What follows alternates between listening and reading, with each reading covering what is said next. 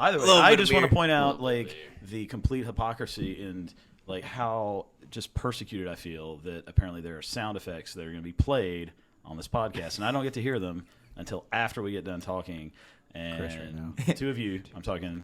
It ensures that everyone participates in the editing process. Are going to be hearing this and laughing, and I don't get to partake. Doesn't feel good. It's fine. Well, Chris, this is going to be on a platform at some point, so you will hear it.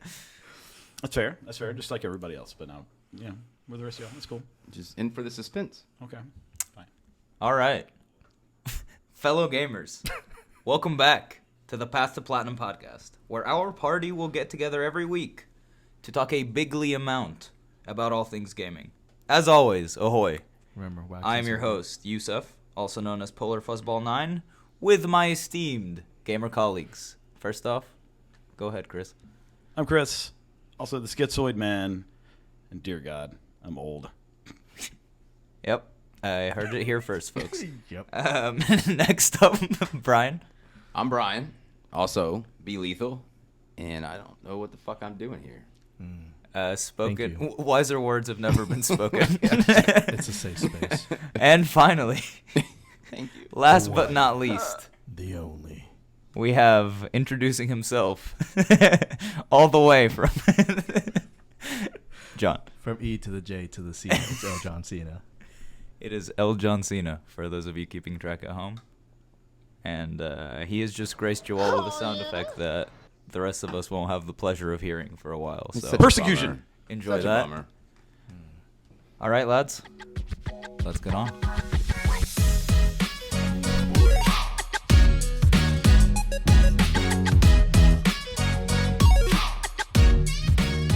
For the first segment, our currently playing segment. So, let me set the scene. Working 9 to 5, right? 9 to 6, actually. You get home. You're tired. You boot up your system of choice. What are we playing right now? Brian, start. Resident Evil 2. Tell me about it. The game in general? Yeah, or tell what me I've about been the enjoying game. about Why it? do you like it? So I've started off, my very first Resident Evil was Resident Evil 3, which I absolutely loved.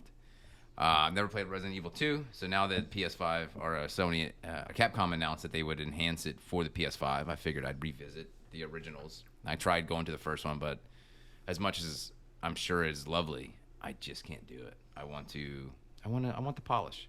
So I started Resident Evil 2, and it has been an absolute wonderful time from what I've played so far. I game with you frequently, and I've heard you talk about how much you are ready to stop playing whatever game we're currently playing and go back to playing Resident Evil 2. So Well, it's between Fortnite and Resident Evil. I mean, I'm with you. No, I'm absolutely with you. Yeah. I am very interested by what you brought up about the whole "it's too old" thing, Mhm. because I've never figured out my stance on that. Because sometimes I'll play a game that like super old, and I'll love it immediately and put hundreds of hours into it. And Yeah. sometimes I'll play a game that's just as old, maybe even newer, and it's just like I I'm the can't same do way, but I can look up, I can get information from the first one. You know, I'm willing to put that aside so I could go to the more polished and, I guess, remastered one, just to enjoy my console in it. general. No, I agree. when I first got the PS5, it was a bunch of PS4 games for a while, so. Because we're going to be talking about this later, but something like a remaster of a game, that is something that I'm interested in as a gamer. I think it's an important part of the game, how good it looks and how immersed you are when, stuff isn't popping in and out and all that. Yeah. All right, Chris. So for me, as of late, a lot of it, pre these last couple weeks, was the Wonderlands, which I have certainly been spending quite a bit of time in. I've got 3 characters maxed on level. Nice. Thinking about continuing out more just so I can customize, because for those of you that are not aware, there are multiple classes. I believe it's, 6 classes I think we got. You choose one from the start, kind of, as one does for a game. But there's a certain part of the game where you get to select a second class as your secondary. Now, odd thing about it, you can never change your original class, but you do get to a point in the game where you can change your secondary class. So you're always stuck with that front one. But there's a small part of me that wants to have one of every character started so I can then customize whichever combination I want to do with this. Again, this is, of course, with the Borderlands series, so the same sort of gameplay and all for it, but With Wonderlands, they have that twist on there of being more of kind of a fantasy type thing. So not only is it guns, which is phenomenal, because let's face it, Tina has guns in fantasy, which is awesome, but they replaced out grenades with spells. Melee is a viable way to actually play the game. So it's just a lot more that goes into this character creation, in my opinion, versus this Borderlands games. And it's silly and ridiculous, and my wife's really into the game as well, so we have a lot of time co-oping it. But yeah. And I've probably put in a good amount of time into that game as well. So what I wanted to ask, or tell you about my experience rather, is I love the game. This was my first Borderlands game, so this was my intro to the franchise, and I've since gone back and have started playing the Handsome Collection. But the menu system is the same in the Handsome Collection. The map system is absolutely dog shit. Yeah. Yes. There's no way to tell where you are in a level, no way to tell where the objective is. Like, that was my one complaint for that game. Like, I love the loot, I love the fun, I love the structure, I love the dungeons at the end, like, all great stuff. It's just that the menus are just atrocious to look at, and in a looter shooter, you're in your menus a lot, deleting stuff, managing stuff, and that was tough for me. I recently became a premium member, and I tried the 2-hour trial. And from what I've seen of it, I mean, it screams Borderlands, but the creative writing that they've always done is even And more Ashley superb Birch, from what it was before. I mean, it's phenomenal fucking across hilarious. the board. We need to play that. We'll talk about that. All right. I was gonna say, was this Tiny Tina's? Yeah. Tiny Yeah. Tina's. Okay, just to make sure, because I Wonderlands. was not sure. Yes, my fault. I need to plug the full title. Yes, this is Tiny Tina's Wonderlands. Of course, Indeed. follow up to Tiny Tina's Assault on Dragon's Keep, the DLC for Borderlands 2, which I will is eventually like some get of my just all-time favorite DLC that's ever come out. I will say though, like I feel like I may be hitting the end of my interest unless I start playing with some other groups that I really get into. Because, yeah, I mean, I'm kind of grinding for some of that in-game loot, and then just You're getting to a point where you're already don't know beating if I the really hardest care. thing. And again, like when you talk about that, the user interface, like there are some little quality of life things that just aren't there that would make it a lot better. Going into your bank and sorting your inventory and such, like there's an option to sort by type. But this fucking game, for some reason, decides to sort all guns as a type. As one type. So, like, I can't, like, have all of my assault rifles together to be able to easily go and through there's no and compare out or sub-sorting. anything. It killed me. Yep. It's like... no sub-sorting, no filtering. Borderlands 3, they did eventually update it so that sorting by type would sort by type of gun as well.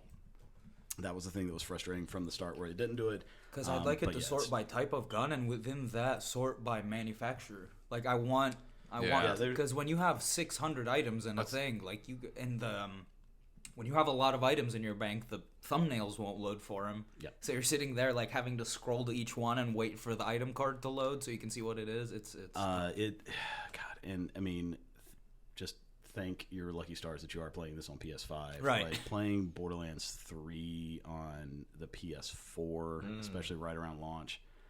Jesus Christ! I remember those like times. you would load your menu and just sit there and wait. Like yeah, some garbage, but you know what can I say? It has its problems, but I still really enjoy the game.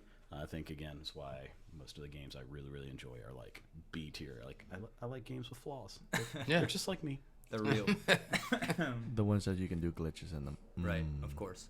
I love when I play an old game and I look something up and they're like, oh, there's this glitch, and Mass Effect 1 was one of those. There was an area where you could get to a dialogue tree that you could just loop and get infinite Paragon or Renegade XP, and you could just loop it. And I read about it and I was like, this post was written in like whatever 2008, 2000, whenever Mass Effect 1 came out. And I was like, they have to have patched it by now. It was still in it, and it made it to the Legendary Edition of the game as well. When you hear about a cheese, you just gotta go try for it. You know? I'm a cheese man. I love cheesing. I have no problem. I have no gripes, especially in single. Like if it's a multiplayer game, I can see the argument for like you're giving yourself an unfair competitive advantage. Right. But if you're playing like this is your experience. If you're having more fun with cheats on, turn cheats on. Like, I was like, and if the game is phenomenal, I'm gonna go back and play it again anyway, and I can make it tougher on myself. But that first time through, no, just let me blow through. Let me be a god. Like that's absolutely. I want the bosses to think I'm a boss. Yep, exactly. Yep, I want the bosses to hate me for immunes. All right, John, what are we playing? A more recent title of You Died. As some of you might have already guessed, Elden Ring. Familiar. Is what I've been playing through. Pretty much got to the point where Journey to the lands between. The lands between Tarnished one. Oh. Yeah, pretty much did everything there was. And in the first playthrough, I kind of, for the most part, had a guide up, honestly. And it wasn't like looking up like quest lines. It was, hey, there's this cool weapon, and this is what you need to do to get it. And it ended up just following a lot of the different characters' quest lines. Yeah, I had a similar experience. Not every single one of them, because I would go back and I'd be like, who is this person? Yeah. No idea who you are. And then it'd just be like, they're like, oh, floating. Tarnished. Yeah. And you're like, wait, who are you? Yeah. And like, did you find Bach? Who? Bach. The composer? He's like this little golem-like creature that has been turned into a bush. But you can only, I did it after, like, I was at the very end of the game, and I was like, I looked it up, and I was like, what the hell is this talking thing? So it's funny, because I actually, like, just randomly was in that area, and I just heard, hey, hey, man, can you see? And I was like, what? What the fuck is this? And then I looked it up, and I was like, God? Okay. Yeah, Lord? So, yeah, pretty much started off as the astrologer, tried to do the magic thing, and intelligence-based? Yeah, intelligence-based. And that's what I went my with. My problem was like, you ran out of with. magic, and you're doomed, man. Tell me about it, buddy. Like, you are screwed. So see, in my own world, when you can have like 9 mana flasks and 3 health flasks, it's not a big deal. But when you join someone else's world and all of your resources get halved, it's like, man, I have like 3 flasks, and then I can sit back and like not die is my best option. So went to the bosses, would just get absolutely destroyed, because sure, I could hold off my own on like mobs and shit, right? But to bosses that would easily tank you because your vigor is so low. Yeah, right. It got frustrating. No way, you can't wear big armor because your endurance is so low. Fat rolling. Yeah. Nope, never. Never. Never. Not once. Not once. The minute I like would get out of my menu, take a step, I was like, nope. Try again. Yep. So respect it, and got the kind of like that blood build that you see everyone run, like, rivers on one hand and then some sort of secondary weapon on the left hand. Mainly Uchigatana. And then mainly Uchigatana and some other, I have that, my crap. friend. I would also have the Dragon Seal or Dragon Communion, one of those ones that, Rotten Breath was the one I used a lot too, which is another kind of cheese-ish spell that you can use in a lot of bosses. Let me ask you, when did you respec into the bleed build? This was... And spoiler alert if you haven't started Elden Ring yet. Yeah, definitely. Spoilers. If you haven't already. I think we've been fairly... Yeah. We haven't talked anything story, but I want to know what point in the story you switched to the bleed build. So funny enough, Renala was the first big boss that I beat. Is that the queen? Yeah, that was the queen. It wasn't even Godric, because I would just get like tanked by him easily. Yeah. Especially any spell or any moves that like ground slams that had such a wide area. Right. My endurance was nowhere near close for me to be able to run away. So it was right around that time. I believe I was like 1 something. I want to say I was like getting ready to go beat Godric and then go to the Volcano Manor part of the game, which was just like progressing towards that area-ish. And then I kind of switched over, and then I was able to just start tanking a lot of the bosses by myself. Then kind of looked up and found the I don't even remember how you say it, the Albernux thing in Mogwin's Palace. Right. So had Mr. Be Lethal over here drop me a certain sword, and I went hunting. Hunting. a hunting, and then I'm now level like 250. So good man. I farmed the bird was my thing because I didn't have the sword. I didn't have the Ash of War that allowed me to do that fire swipe. So I had to do the bird for a bit until I got the faith, I believe it was, high enough to actually wield it properly. Right. And then I started doing the mobs, but then it's the guys next to the bird. That's what he's working on. Yeah. You said what? Sitting on the ledge. Yeah. Those little what are those things from like Legend of Zelda? The Gorons. Yeah. They kind of like little Gorons. They're worth like 2,000. Was it 2,500 each? Is that what you're using the sword for? Because that's wonderful. Yeah. So not for the bird itself. 13,000 each time you killed her. But if you killed the things down in the row with the golden scarab, then you would get like 20 to 40,000 each run. That's fantastic. To the point that I was doing it so much that I was actually just like watching like Rick and Morty. Right. I was just in the zone, and I had it like set up and timed to where I was just like zoned out watching something else and just. You had to do it that way because at a certain point you got to where you had to get like 100k runes for one level up. So you have I'm to almost sit at 600,000. Kind of the beauty of those games where it's finding your way. Yeah. I mean, some people may not, but I find find it. So obviously I didn't sit there and grind to to like level 250. I would do a bit at a time, go explore an area, and then when I would like not be able to beat a boss like anywhere near to be enough, I would go back and grind some more. Right. And then to the point where like the mimic can tank a boss by itself, and I just kind of just stand there, just watch him just go ham on a boss, and just like, hey. Yeah, I at a certain points in my journey through Elden Ring, namely the Fire Giant, I got some help from some players that looked a lot more equipped to handle a Fire Giant than I did. I was still on magic when I got to the Fire Giant, so what I did was I went back to that bridge and I got Bloodhound Step and I put it on the little claws, and basically I would go in, use up all my magic, do the whatever the big spell's called. I actually remember now. So it wasn't when I was going to Volcano Manor. That's when I went and got the Moonville Katana. Gotcha. Because I didn't have a weapon that was strong enough, so I was able to get it to like level 6 around that time. That's still the one I finished with. I love that thing. It wasn't until I was trying to beat. I was in Crumbling Farum Azula, whatever it's called. That I was trying to do the boss, the Dragon Lord, Flaccid something. That guy was tanking me like crazy. He was more difficult than Melania to me. Ooh. Yeah. She was tough. Damn. I was like able to just like when she did the jump, just like move out of the way in time enough to do that. I always found her to be just way too fast. As soon as she got to you, she just started slicing. And I was able to just like beat her. It was a specific attack. Yeah, I know the one that you're one was talking that about, specific where she attack. would do do like basically she'd draw an X and then a line in the middle. So what I would do is like I believe around that time I already had the Mimic when I actually went back to that area. So I just equipped the Mimic to just do melee specifically, and then I would just sit in the back with magic. So the Mimic would just go Moonville crazy on her, and then just get, tanked or destroyed every time she did her special move.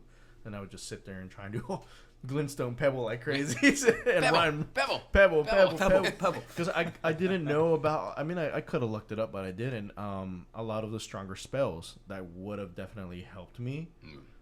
Until like right now, where I was about to go through my second playthrough, when I looked it up and I was like, oh shit, it was really that easy to get a lot of these spells. Oh, and early on too. Never looked it up. Yeah. So when I was trying to go to the Dragon Lord, I was just getting destroyed. I spent probably like a good couple of days trying to beat him, and then I was like, this is enough. Like, I'm gonna go and respec. And then I was able to like beat him, and then honestly I had forgot to use the Great Runes. Yeah. I wasn't to that point where I was like, what can I do to beat Dragon Lord? And they're like, make sure you use your Great Rune. I was like, oh shit, I forgot about that. How do I activate Great Rune on Google? And then Those are always the hardest questions to find answers for. I remember when I was like first getting into gaming, one of the games that I was playing told me to press R3, and I had no fucking idea what that was. I don't even think I was able to look shit up on the internet. I know. Like we had. I remember calling Nintendo. Did you have to get? They had a dedicated phone line to call Nintendo. Wasn't there like a yellow book or something you had to look through? Just for phone numbers. Yeah, we actually published an actual book that gave everybody's phone number and address. Yeah, we have that now. It's called Facebook. Yeah, fair. But for Elden Ring, I'll say for me, odd thing is I have a lot more to actually do in that game. I got sidetracked playing other stuff, but it is one where I have not really wanted to look up as much stuff. Like as I eventually want to, and as I get to multiple playthroughs, absolutely. But that is one of the first games in a long time that I have truly just enjoyed being completely blind and just explore. Like, I don't know what the fuck I'm doing. I'm going to go that way and just see what happens. And, like, it's been a while since I had a really great gaming experience that I could really get lost in. And I don't know, for me, sometimes it feels like as I start looking up things like, okay, I need to do this and accomplish this so I can do that. Like, it's becoming more of a chore, whereas it's just like, fuck, man, this is pretty. I'm going to go out to the horizon and go kill some shit. Like, and there's always something. No matter where you end up stumbling across, there's always something. You feel like, oh, I'm glad I came this way, or something. And then the message that. is like hidden passage ahead, and then there's no hidden passage. Yeah, there's trolls. But it's definitely funny because you roll off you see a lot of like the things like jump for hidden path, and you see the blood stains, and you still see the little shadows of people jumping. Fool me once, fool me twice. I can't wait for you to venture out and see other FromSoft titles now. Yeah, definitely planning on doing some of the other ones there. That was actually one of my favorite things about that game was the little messages. Like, yeah, it's a cool set. A lot of people don't like it. A lot of people don't like how like you partner up and like how it ends so soon. Like once you finish the boss, you guys kind of separate and go back to your own world. See, that's what I discovered. Like I thought this was I thought it would be a multiplayer game. It's not a multiplayer game. You can ask for help if you're stuck for a boss, and then that help goes away. But like, I remember one time, me and a few friends I played Destiny with were playing Elden Ring, and it's like we would join one person's game, run all the way where we wanted to go, kill the boss, then join the next person's game, run all the way. Like you're going to help someone in their world. You're not going to play the game together. So that was like a big. That was nice indeed, because it definitely made you explore different tactics. If that makes sense. Although, looking back, I probably wouldn't have started as an astrologer. Well, if you were starting over again, like from scratch, which way would you probably go? Because to a certain point, starting as an astrologer doesn't matter. Eventually, you'll put the points into your eventually got it. But I think like for the first time, like if I had known nothing about the game, I think if someone told me don't do astrology, I think I probably would have enjoyed it a bit more, because I struggled so much at the beginning, like an incredible amount, and I would just do like that first church that you get, I would kill those like soldiers right there because I couldn't get past the other soldiers that were like up ahead. That's where Brian left me on the first day we played together. I spent 4 hours. You know when you like moved right past that part and the dude jumps down? Yeah, the big guy. I spent 4 hours beating that guy. I thought that was a boss, and then I realized it was just a regular ass dude. Yeah, it was just a regular ass dude. 4 hours. So that's like the point there. Like I struggled with that part, and then I kind of went south a bit. Discovered like you can get like spells from this the lady. So much I actually went to Khaled first before even going up, and knowing like they were a lot more stronger there, and I was just like roaming around because I had no idea what to do. But again, just trying to find shit that would make me stronger. But then I would just like run away. Pebble, pebble, pebble, run away, pebble, pebble, pebble, The old and then like I didn't even beat that troll. Like after a while, I couldn't beat him, and then I realized, I could just the archers, because if you can just run through. If you never realized that until I beat him, and I was like, all right, I just beat like a major guy. Let me go back and explore some shit before I move forward and progress. Nah, buddy, that was just a pathway. I went back and explored some shit, and then I go back, and the motherfucker jumps down from the same bridge again, and I'm like, no way, this guy respawned. You know what got me once before I got to the grace up ahead? The dogs that spawn up there, and they killed me. So pissed, because spent so long trying to kill this guy. The archers that just kind of like, make you stumble. I watched a video that like was talking about how much DPS the dogs did, and it was like, well, it's insanity. It's like, not like only unreal. Damage, but stagger. And like the everything. DPS, Like, the damage per second, like they can output. There was I don't remember the dogs number. in a certain area, but they would infect you with like rot. Yeah, and they would almost instantly kill you. Yep. So I think they fixed that. But the gargoyles and like the subterranean shits that they throw the little dagger shit at you. If you have like 5 of them around you, you just you died, and you're like, fuck now. I feel like in that world I'm now known as like slayer of eagles and sheep because I don't know how many those fucking things I killed. Those damn eagles with the get swords fucking on their feathers legs, and man. bones to make arrows. Like I couldn't bring myself to actually pay for this. Like no, just out of principle, I am gonna continue to craft these. And just made so. Many arrows. One thing I never really used the crafting. Oh yeah, really? No, didn't use the pots. Didn't use. I got pretty much like all the books, the nomadic books or whatever, and some of the other ones. But yeah, never used the crafting or like the grease or the perfumes that you find later on. I forgot. Just a lot of ways to play, which is fun. Love that part. Alrighty, and finally, as always, I'm playing Destiny 2. It is not. This is a low point of the season. I'm very chill with how I play Destiny. If I don't feel like getting on today, I'm not gonna get on today. So generally speaking, after like all the new content has been explored, and then before like the Grandmaster and the super high-end content at the end of the season comes out, there's like a few weeks there in the middle where I'm not playing much. So I've been playing a little bit of Fall Guys here. I brought back Assassin's Creed to Valhalla, played a little bit of that. I'm just kind of in a point where I got the expansion card for my Xbox, which allows me to store 2 times the games that are instantly accessible, and I don't have to move them back and forth. So what are you playing Fall Guys on? Just Xbox or? I downloaded it on both. I'll re-download it. I'll fucking run some Fall Guys. It's a fun time. Like so aggressive with it. That's what I realized that's so hard about fun. Destiny is that Fortnite and Fall Guys are both like, oh, just download it and we can play. There's nothing you have to do. Destiny's like, oh, download it, buy these expansions. Let's go to these missions to get you these weapons that need to get you ready for this thing. So if you're into that, it's awesome, but it's hard to get. If you're not in the meta in Destiny, are you even playing Destiny?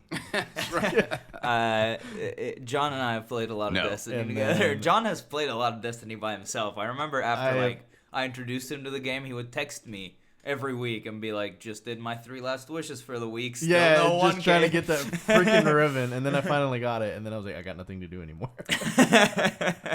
Which has been my experience with Destiny, unfortunately. But I still love the game. I go back. There'll be periods where I don't play it. And then I go back and play like 200 hours. The mechanics are just like the shooting mechanics. Just shooting your guns. So good. It's like shooting your guns, moving around in that world. The animations you're doing when you're like doing a melee or throwing a grenade or charging a grenade or your supers, it feels really good to play that game. Like just the action of playing it is just so fun. I just really wish they would put haptic feedback support on it right now. I absolutely and I know it's a lot of guns, so it would be like, they would have their work for that, but I mean, now that they're owned by Sony, I'm sure that is coming down the pipeline. For sure. And here's the deal: is like Bungie has this like famous quote where they said that the gameplay challenge, the gameplay loop of any game is a 30-second gameplay loop. If you can nail that 30 seconds, if you can make people enjoy that 30 seconds, you're good.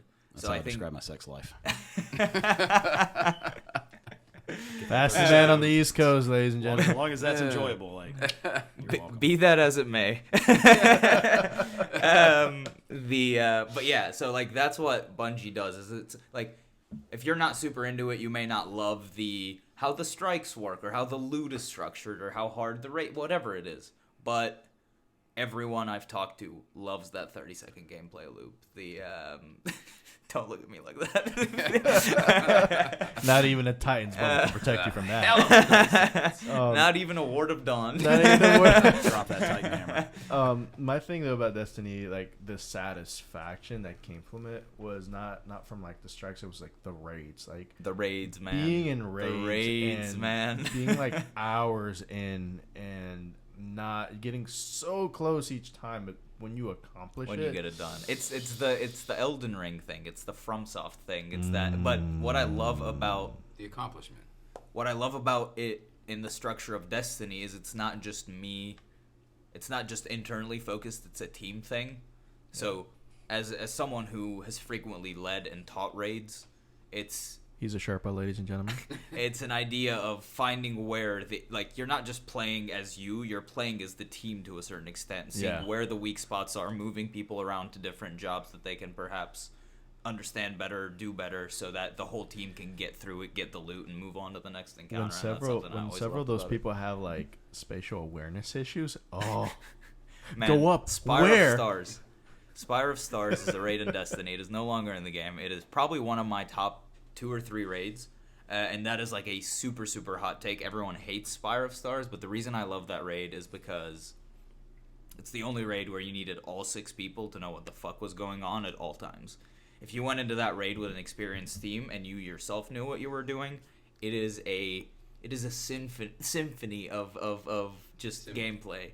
Because you're like, everyone knows where they need to be at all times. Everyone's moving as one. It's like, oh, this thing's coming down. Everyone go to this area. Like, everyone kind of understands that. And it just feels so good to, like, do it that smoothly.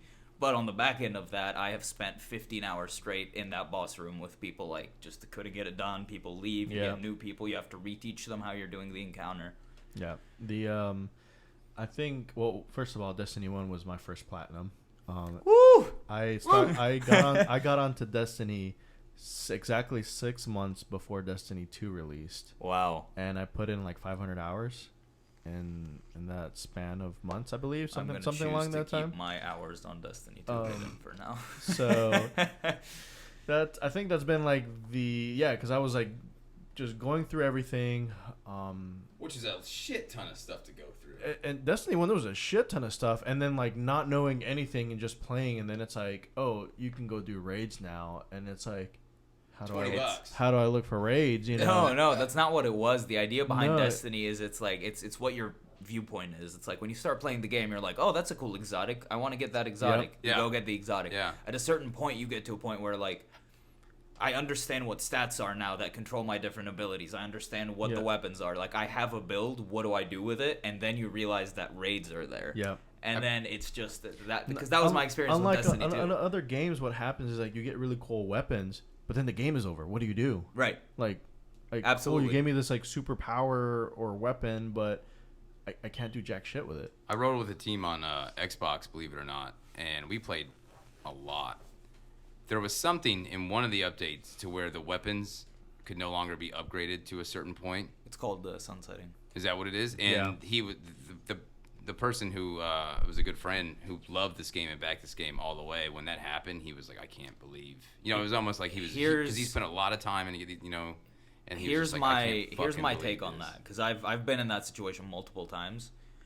Bungie has a tremendous task in making Destiny, because Destiny is both a PvE and a PvP game. So they have to balance a sandbox for both you versus a bunch of minions, and they want you to feel powerful and awesome and have a bunch of power to use and kill all these different things. At the same time, every weekend there's trials, and they want you and the people ahead of you to be evenly matched. They want you to focus on gunplay. They want it to be a lot more tame than, flying through the air throwing Nova bombs at each other.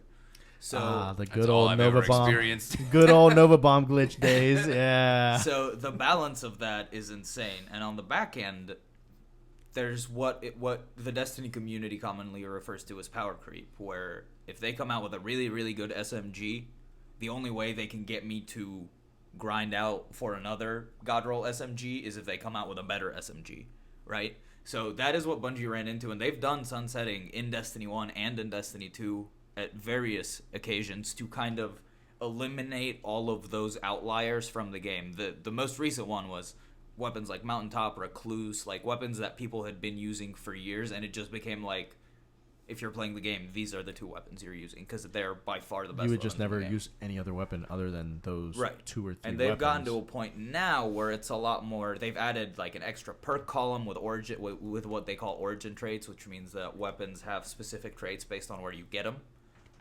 So they've added a lot of different stuff like that makes different weapons good for different things, but that is why sunsetting happened, is to reset that clock on all those guns that were making Bungie's task impossible to design weapons more powerful, because those weapons were already way too powerful. Yeah, that's why he hates it now. Practically just get good. Maybe. All right. All right. Beer. You want one? That concludes our what we're currently playing segment. Nice.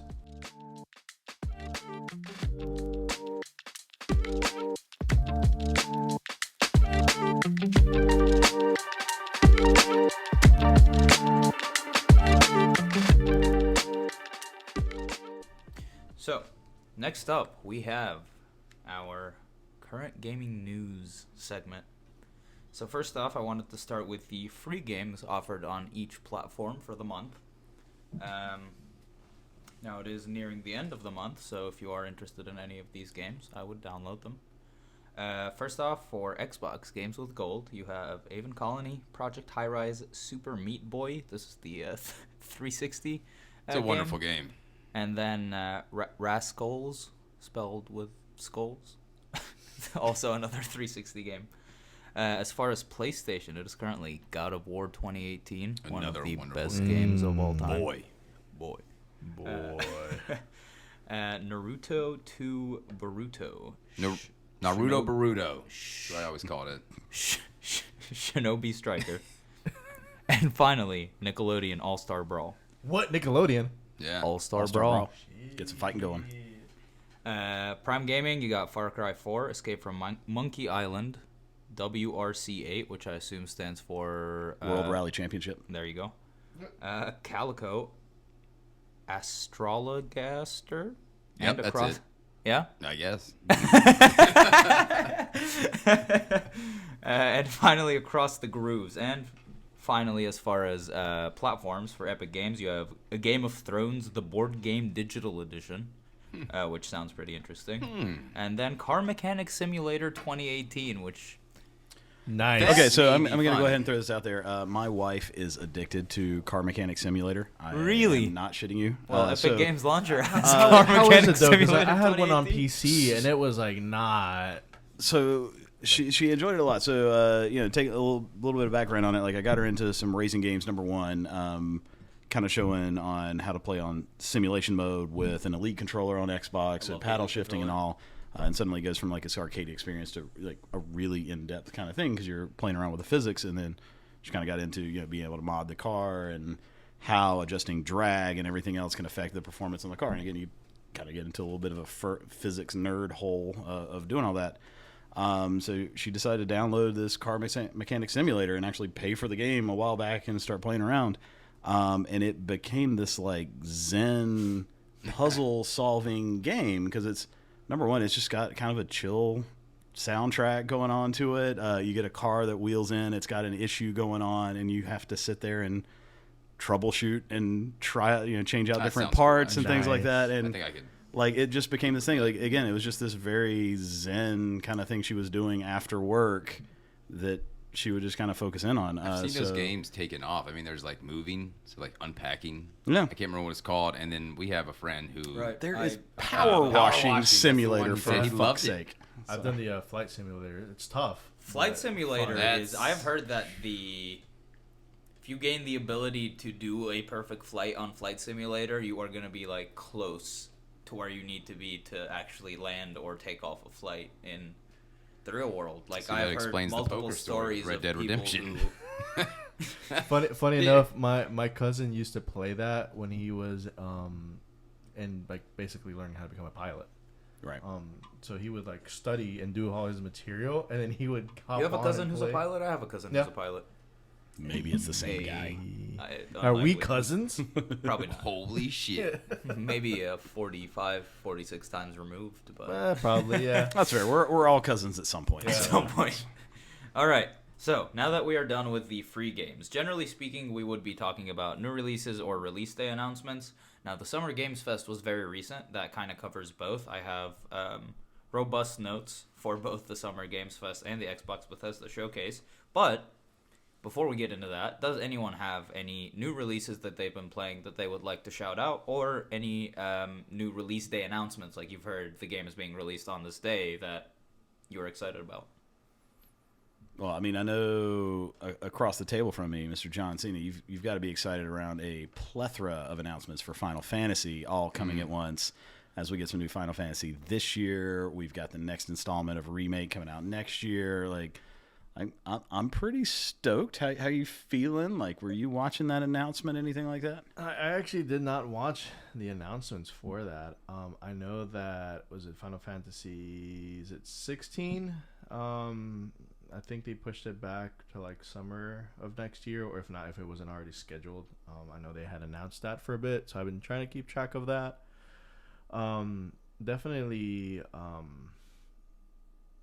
mean, just any of them are so good, and I enjoy playing them. And I think mostly just because of, watching my cousin play growing up. Not my pilot cousin, a different cousin.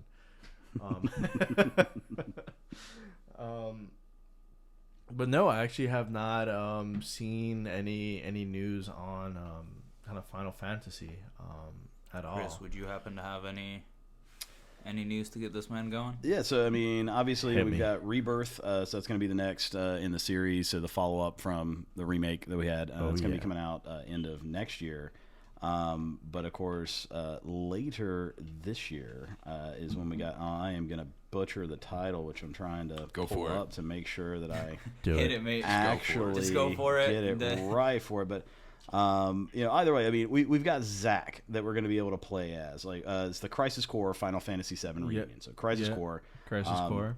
Mm-hmm. Yeah, this, of course, originally done. This was PSP initially, correct? I had it. Mm-hmm. But obviously, with this whole remake of Final Fantasy VII, we're reimagining the story. We're saying, hey, it happened, but this is this new take, and we're, it's this whole like going against fate and rewriting your story. So we've got Crisis Core. It's not getting the full remake treatment as the original Final Fantasy VII. We're going to have similar combat style as it originally had, but it does look gorgeous.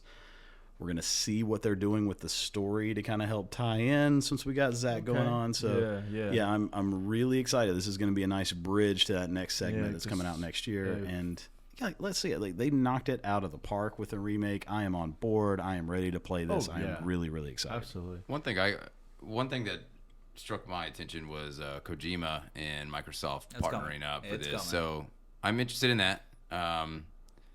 We'll get to that. Oh, is that coming up? It's coming up. Oh, buddy. Nah, I got that in here. All right. So, Summer Games Fest. First off, I'm going to focus on the Jeff Keighley show first. I'll mention some of my highlights from that. If you have your own highlights, we'll have time for that. But first off, Outriders World Slayer. That is the Outriders first real campaign expansion. I know they added a few extra, like, expeditions at the end. But this is the first campaign expansion with a story. There's a new loot tier. It's called Apocalypse Loot, new skills. Brian, we played this together. Mm-hmm. Enough to make you boot the game back up? I haven't even looked into it. That's one thing I was wondering if we all watched it, because I think I missed that. Now, my dad's excited for it. He's really pumped. But wouldn't say I'm excited for it, but I think it is enough for me to boot the game back up. I'll give it a shot. Yeah? See how I'm feeling. I stopped when the last time we played together. I think that was it. I think that was pretty close to when we all stopped. I've considered revisiting it. Maybe I'll look into this and see if it's worth it. But right now, like, because this is June 30th, so this is coming out. Any initial reactions? This is coming out in the next couple of days. John. Shine. But knowing, I think it's the 26th. Knowing that there is a new loot tier, there's new skill trees as well as new skill nodes in the existing trees. And a new campaign. Is that enough to get you interested? Because that's what I'm wondering. Because I'm someone who put a lot of hours into Outriders, and then I stopped. I know you dived right into it. You dived right into it. Like I maxed out 3 characters. I played a lot of that game, but when I stopped, I've gone back a couple of times and done a couple of expeditions, but I never fully got back into the game. So, not now. I'll look into it, but I don't think that. Fair enough. I'm still, like I was mentioning earlier, Resident Evil 2, so my next plan is to go to 3, and then eventually at some point I'll circle back around and finish up Dark Souls Remastered, so. Hell yeah. All right, next up, Gotham Knights. Gotham Knights, Warner Brothers Montreal, so this is not Rocksteady, so this is from the team that brought you... Origins. Arkham Origins, not any of the other 3 Arkham games.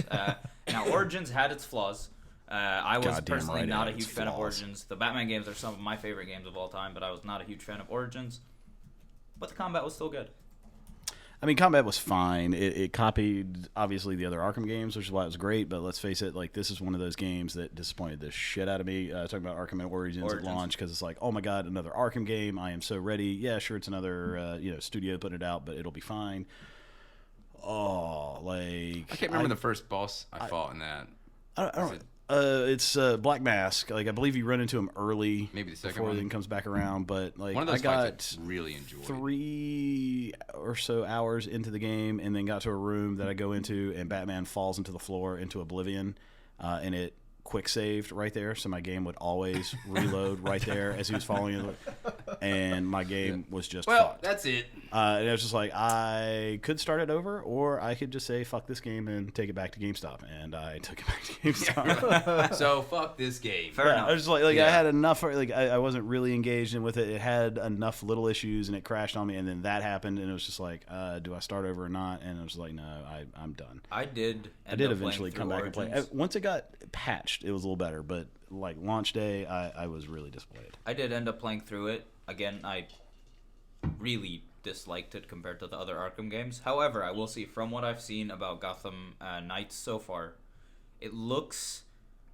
interesting as a Game Pass game, if that makes sense. Like, Yeah. If it's available for a good price, or if it's on sale, or if it's on Game Pass, that is something I will download, and I will get friends to download, and we will play it because it looks cool. That's fair. But I don't know if it's definitely not a pre-order game. I don't think it's a no. like $60 game. I'm fairly apprehensive about it as well. I just no Right. Batman. I'm fine get with it, having but- I'm fine with having low expectations, and then hey, cool. maybe it surpasses, and we have a lot of fun. So I'm down. Yeah. But It says open world. yeah, we'll see what's Yeah. going on. It is. I think it's a Says open world four-player co-op. co-op, right? Yeah. Says So release we'll be October like- 25th. So it could be fun in a group. Nightwing, yeah, you'll have Yeah. the Nightwing, DC Robin, cast. Catwoman, and Yep. then I think is that Deadshot? Is who is he there? I don't know. Is that I right? didn't know Deadshot would be in it. No, that is not Deadshot. I do not recognize who this person is.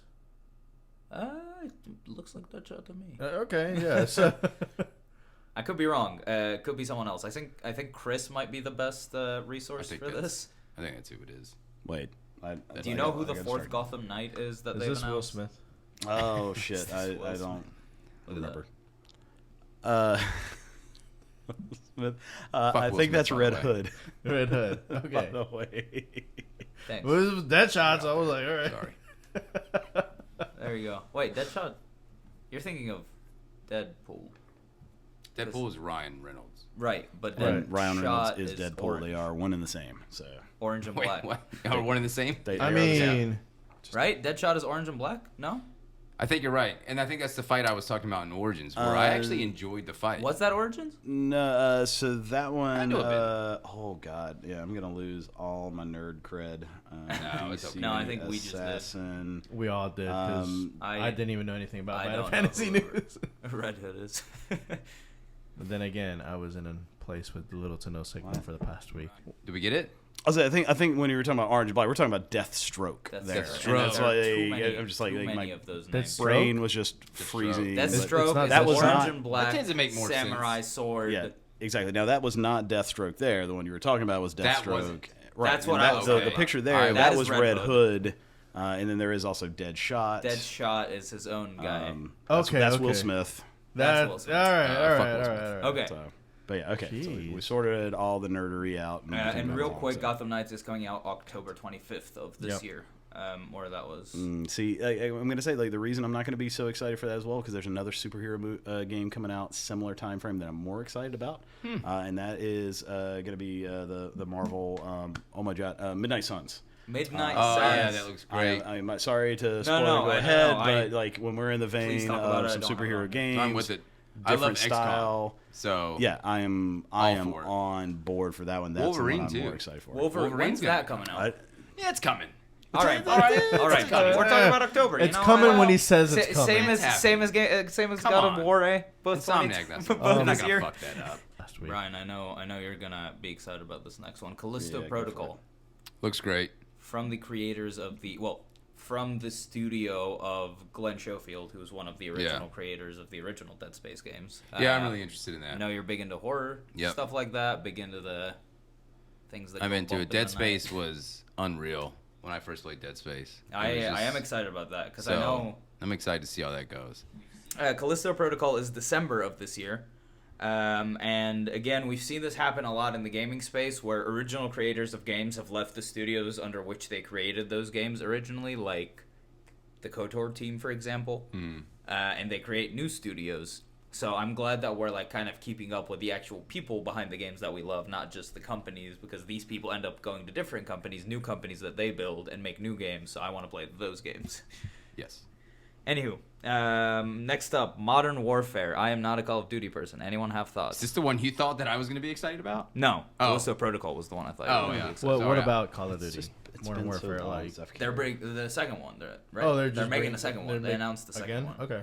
I'm still like, it, technically, right? I gotta be loyal. I mean, I know I'm not crazy about EA personally, but Battlefield, I've had so many Battlefield 3. wonderful experiences in Battlefield in general outside of 2042, which I still see the glimmer of hope with 2042. It's just right now it's not there. It's not there.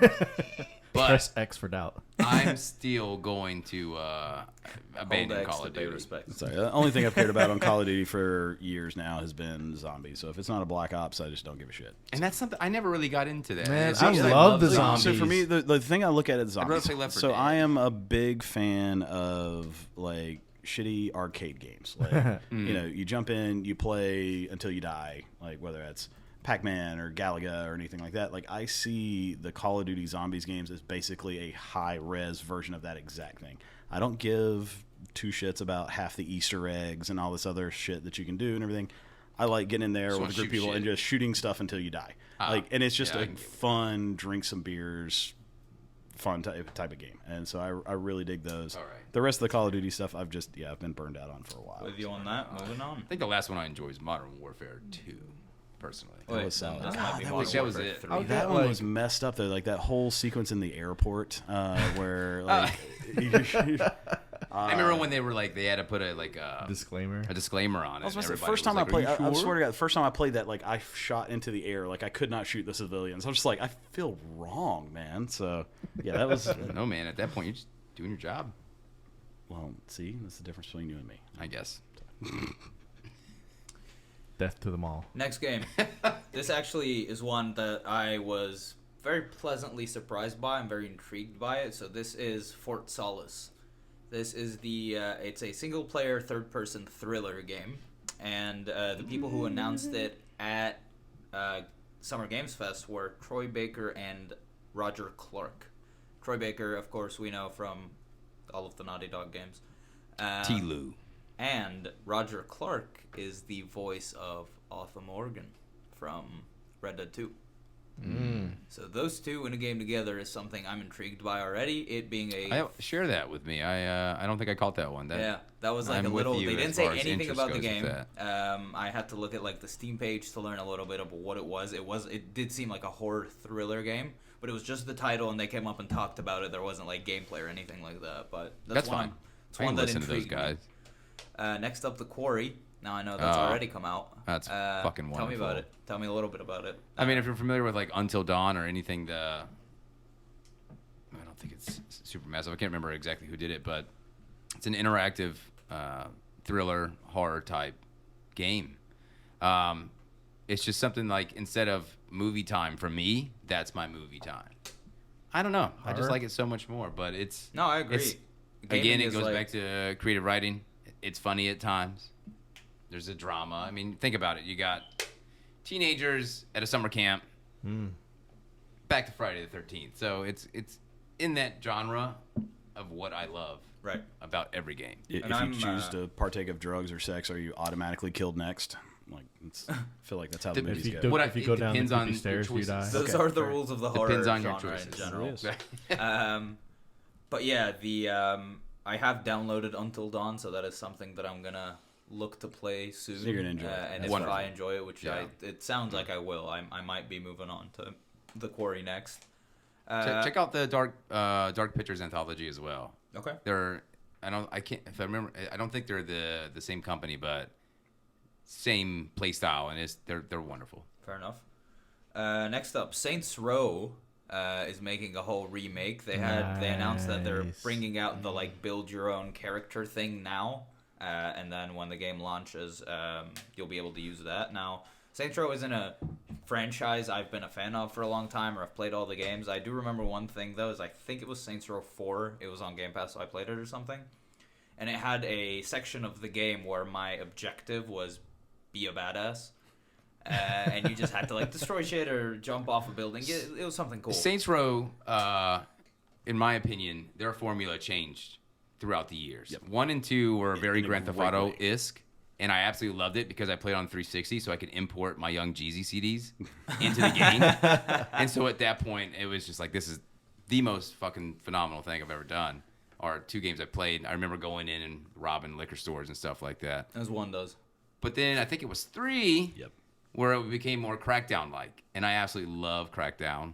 But it became more just, like, wild. It was wild. And now it's like there's God mode and you can fly and... See, the way I see it on there is, you're absolutely right. When you get to, like, the first and then even second game, like, very much more like Grand Theft Auto. And, like, they're going against the juggernaut of Grand Theft Auto. And, like, from a branding side, like, different. They're the knockoff Grand Theft Auto, like, for better or for worse. Enjoyable, though, like, those first 2. Enjoyable, that's what they had but to do was like, as, you want to fly? As they start getting crazy, like they just turned into that crazy skid, and so like when you get into 4, you start getting superpowers and crazy shit. It was just like, no, fuck it. What about like this is Grand Theft Auto, but just going nuts. About the first 2, I think it was the second one where you could have like your own place. They did that well before Grand Theft Auto, if I remember correctly, did that. And so that's the little things I enjoyed. Yeah. Then you're just like some big ass mansion, and there's you're pretty much with Leonardo DiCaprio on a yacht at that point. When God, I wish. Yeah. And last thing from the Summer Games Showcase that I'm bringing up is The Last of Us. Now, 3 things were announced as far as The Last of Us. First one is going to be The Last of Us remaster for the first game. Now, I know a lot of people are 70s. People are on both sides of the aisle on this one. Yeah. Some people are really hating the fact that they are reskinning and reselling The Last of Us 1. Personally, again, as I've mentioned, as someone who does enjoy and respect how well a game is running and how they're going to do it wonderfully good it looks, and someone who knows how much care Naughty Dog makes games with, I know it's going to be a phenomenal experience. I haven't played The Last of Us 1. You told me to wait until the remaster, so I've been waiting for this. It's a remake. Remake, not remaster. Right. Yeah. I still think I'm going to... I don't know. They brought back the original art director from the original game. Like, all the team was back, and they're remaking the thing with current technology, so that's going to be good. Again, we have the technology. 10 minutes. We had someone in a group chat who was heavily debating buying this game at full price, and at that point I was kind of like, I looked up, but he's really excited about this, so like, fine. But when I saw the reasoning behind pre-ordering it was because it was early access to like, I don't know, guns or gun skins. I was like, not my thing. Come on. Yeah.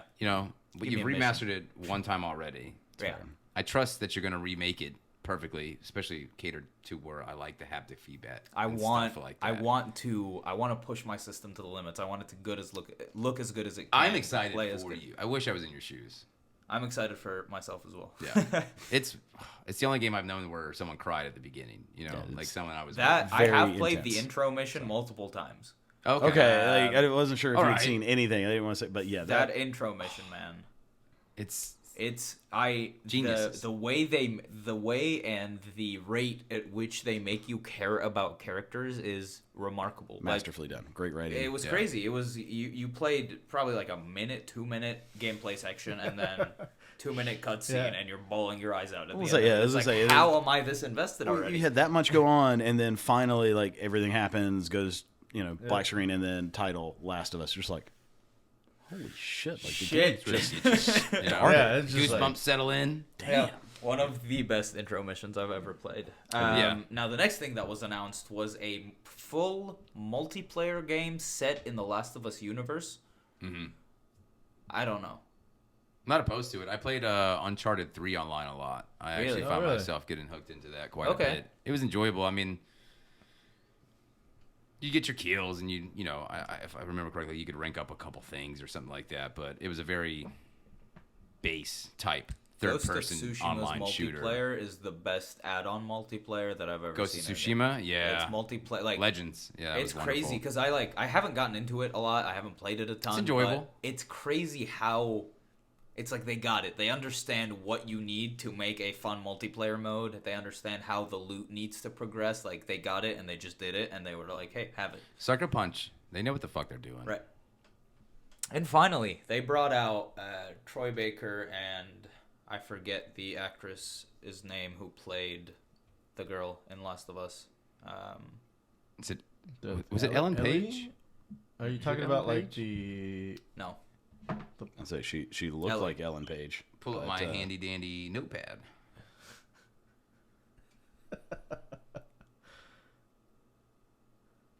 But anyway, You talking about Abby? Jeez, that took you a while. No. I'm talking about Abby from The Last of Us. Yeah. Are you talking about I was approaching the question. I think Chris is getting there. But anyway, the reason they brought them out is they were talking about the Last of Us HBO show. Oh yeah, making an HBO and they show. announced that those two actors that actually voiced the characters in The Last of Us were also going to be in the show. Now, of course, they are not playing the characters from the game. Those are played by Pedro Pascal, is playing Joel. Love me some Pedro. And I don't know who's playing Ellie. That'd be kind of weird to see them playing different characters, you know? Bella Ramsey. Yeah, that's crazy because actually I did not realize that's who it was. Like, obviously I remember her from Game of Thrones, handling it down. But Interesting. Yeah, no, I remember that was all entertaining because obviously, like, character art, like, it definitely looked like Ellen Page. Like, you assumed it was Ellen Page. And then sure. it's like, oh, not actually Ellen Page. But what I want to ask... I did not realize she was that young. Is with the tremendous crashing and burning of the Halo show. How are we feeling about... Now, I will say this is an HBO show. Yeah, this HBO I haven't seen Paramount. anything come from HBO that hasn't been top tier, or not many things. And it seems like, first off, Neil Druckmann, who is, you know, the director of Last of Us, he's the one that was announcing all this stuff. I know he had a very strong voice as far as the show direction goes. So I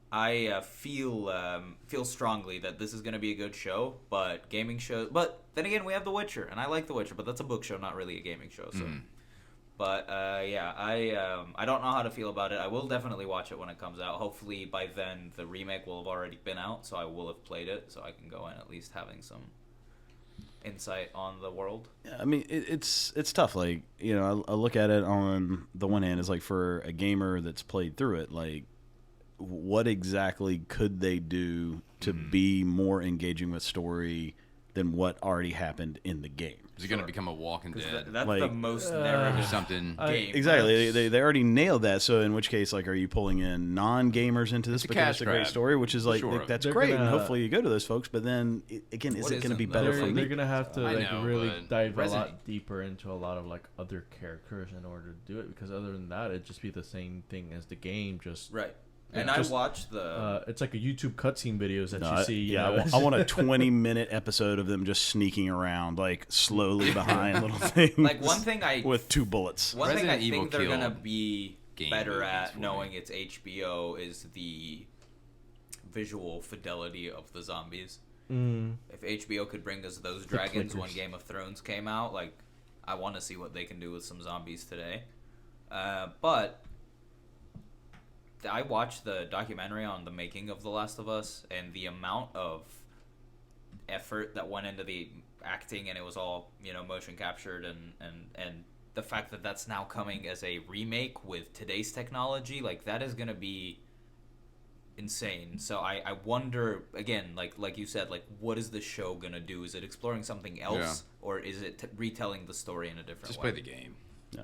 And again, like, I'll check it out. I'll be curious, Watch the but trailer. it's not like, oh my god, like, I can't wait for this thing to drop. Yeah. So. All right. Now, next up, we got the Xbox Bethesda Showcase. Redfall was the first announced. Arcane, makers of Dishonored, Dishonored 2,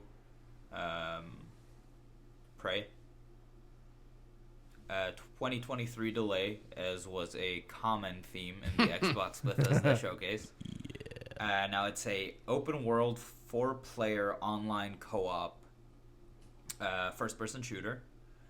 It is a looter shooter to a certain degree. Loot seems to play. Are they doing like a battle royale thing? It's not a battle royale. It's a 4-player co-op zombie game.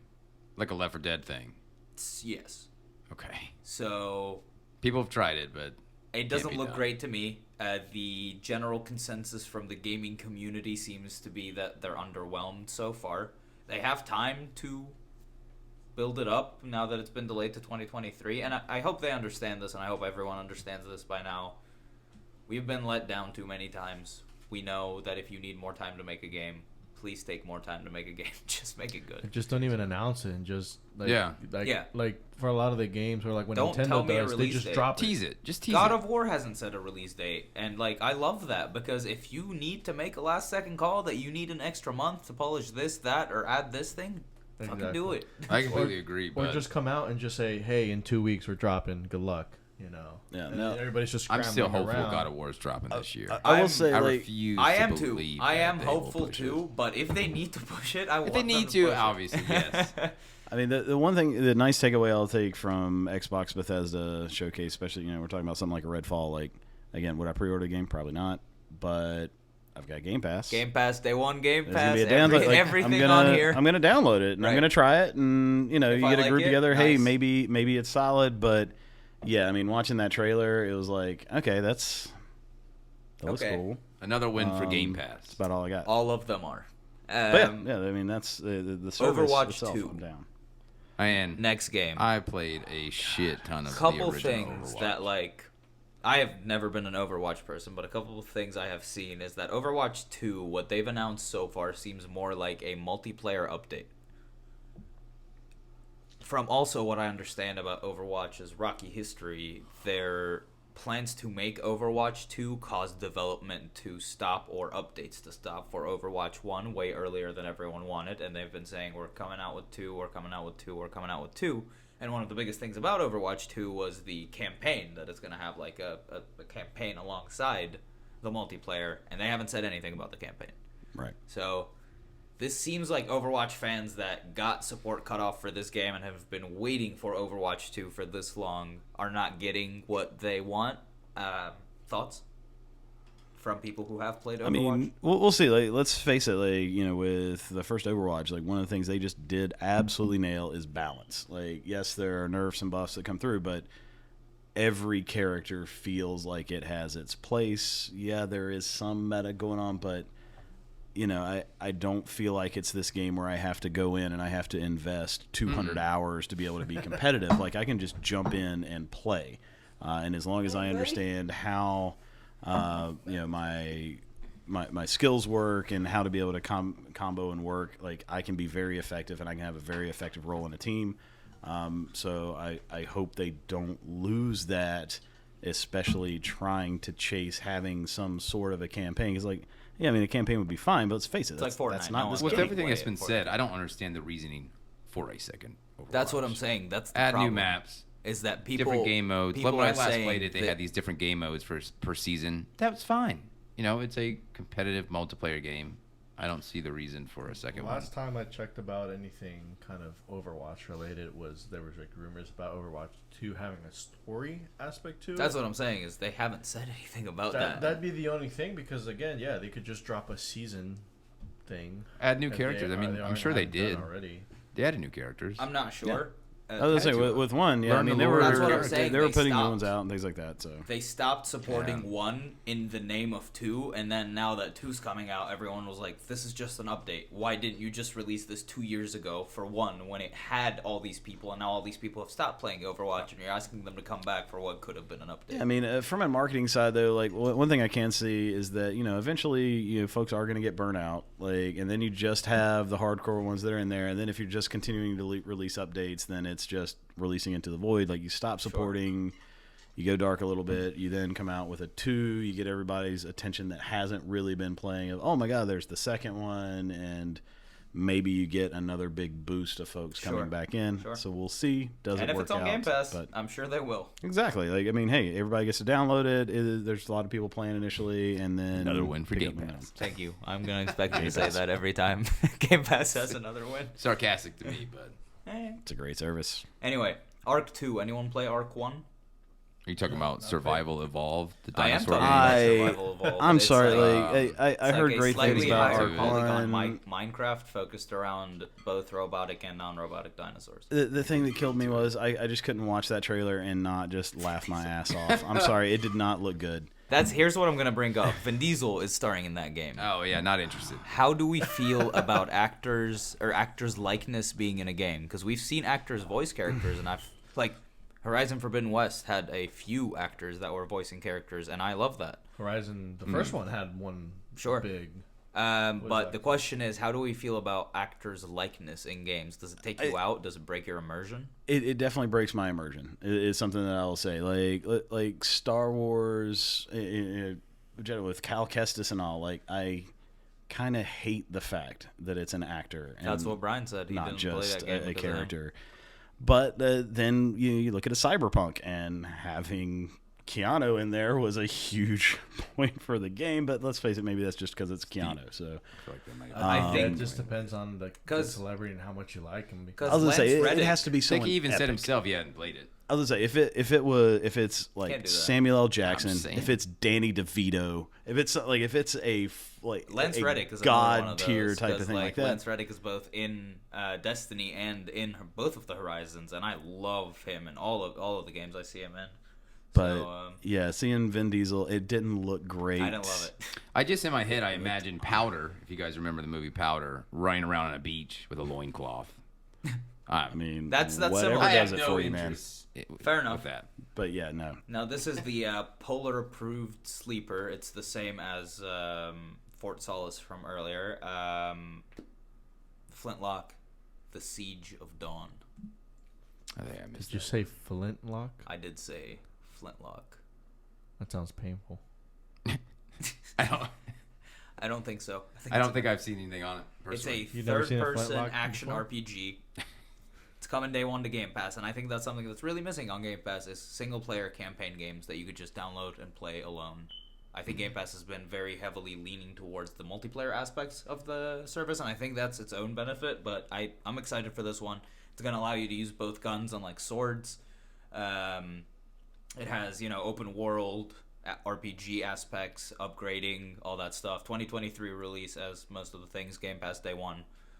One of the ones I'm very excited about because I want more. It's a funny point. I'm glad that, for that reason that you own both systems because you can't get that.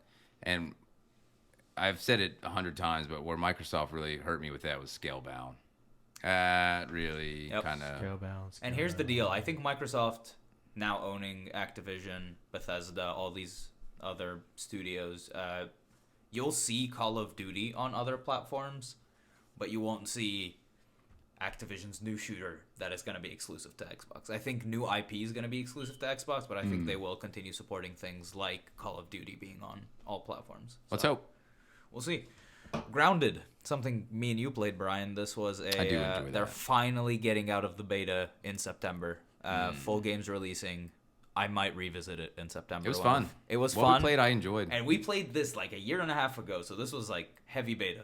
Anytime I can get Honey, I Shrunk the Kids vibes. It was a good time. That's pretty much what I'm all for it. I know. But I played very briefly. I didn't put a lot of time in, but the spiders, dude. I would definitely be excited to circle back around and jump back in a little bit more. Do you play it? I downloaded. I played really briefly, and then I got sidetracked by something else. Yeah. I was trying to get. I need to see if I can get Game Pass on my TV. I was trying to get the wife to get it and play it, and I just didn't have anybody I was playing with. Just play it on your computer.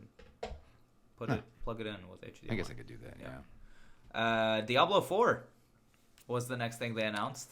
Chris, take it away. Chris, I still want to know your excitement around Immortal.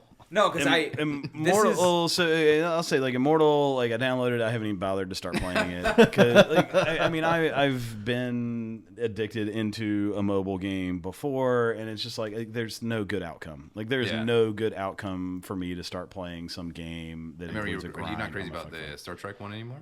The Star Wars one. So Star Wars. I left my guild. I just bailed on them when I got a big unlock that I needed. People are not gonna be happy about that. I was just like I have been in that one forever. I had gotten to the point I wasn't always hitting my dailies and things like that. Like I needed to step away. I was not helping at this point, and like it felt like more of a chore than anything. But that's neither here nor there.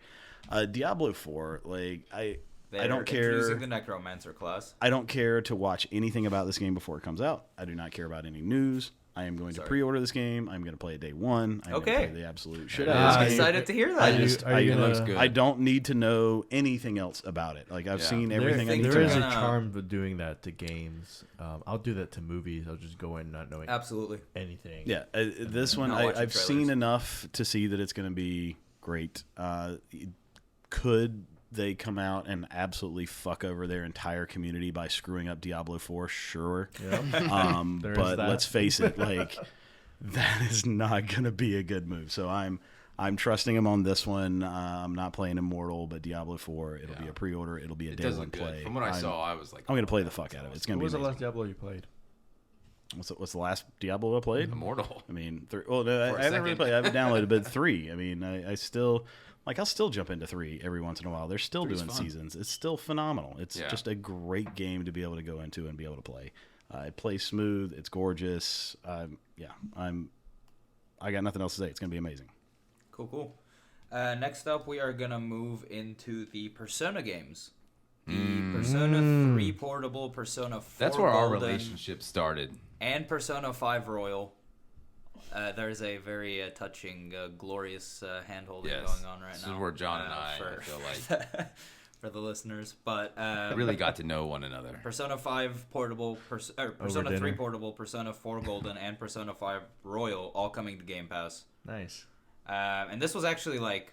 I felt like Diablo 4 and Persona is where the rut of the Xbox Bethesda showcase came to an end. Because they had a bunch of stuff about DLC for Forza. They had DLC for Flight Simulator. They had like a bunch of like these announcements. I'm sorry, sir. Please do not write off the Hot Wheels DLC for Forza. I am actually quite excited. The Hot Wheels. The Hot Wheels, that was huge for the last Forza. It adds in some crazy tracks. You get some new games. Yeah. The Hot Wheels DLC is what's up. I'm so tempted to buy it. You could do nothing other than just ride around on Hot Wheels tracks. And it was like the coolest shit. Okay, fine. I'm in. But like, generally speaking, they hit all the Personas coming to Game Pass. Huge news. Have you ever played a Persona game? I have not. Have you? Oh. I have downloaded 5. I have not made it that far into 5 to actually get hooked. You got an understanding. I understand it's phenomenal. I just haven't gotten to that point, and it has not sucked me in the You'll way. lose your life to the game. You can definitely like be parts where you have to grind. Yeah. And I think that's where it loses some people because no problem with that.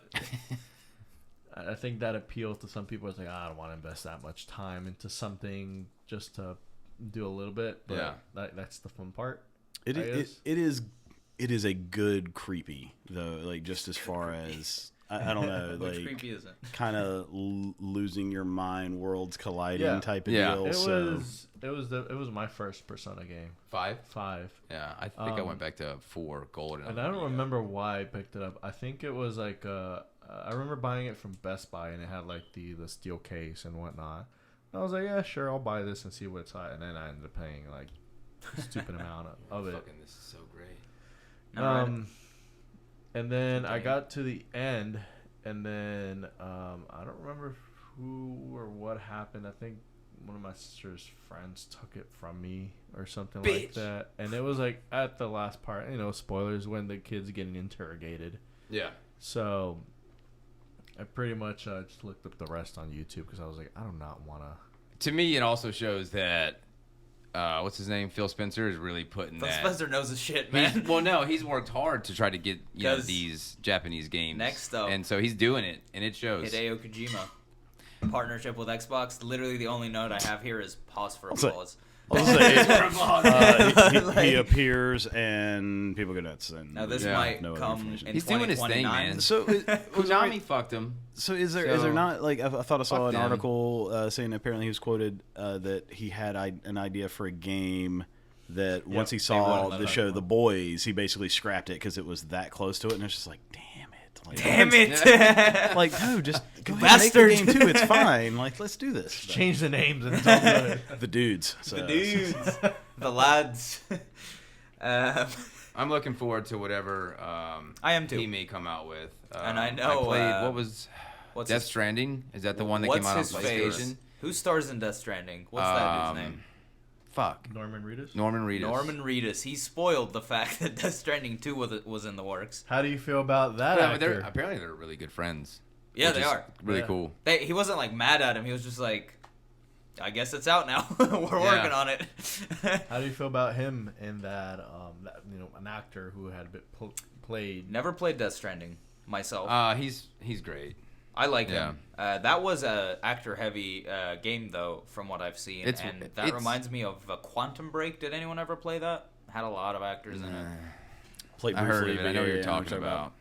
Like, honestly, when I think of actors in a game, I think all the way back to like Command and Conquer, or Red Alert, when they actually had like actual recordings. So you had like Tim Curry showing up like in a cutscene in an actual video, like in a All of a sudden it's low Adam res West. video game, which was just way too entertaining. Speaking but- of actors, sorry, that's just me being on old. screens popping up during gaming. The Rock segment. I I just want to go back. The man got on for 15 minutes. This is Kojima Productions logo, and I think that's just so I'm worthy gonna of a fucking refrain from tattoo. describing it. Look it up if you want to see it. It is just a wonderful. Let me see. logo. I'll That's a good describe logo. it to the audience. It looks like a teddy bear with a rainbow machete. I was going to say something Wait, no, else, but sorry, sure. that was not. This it. strikes like this is something like You like I can't wait for anything that he may just do. because of this logo? Like yes, faith is there with this man Now and Metal Gear. we wrap up obviously. with the Xbox Bethesda showcase with Starfield.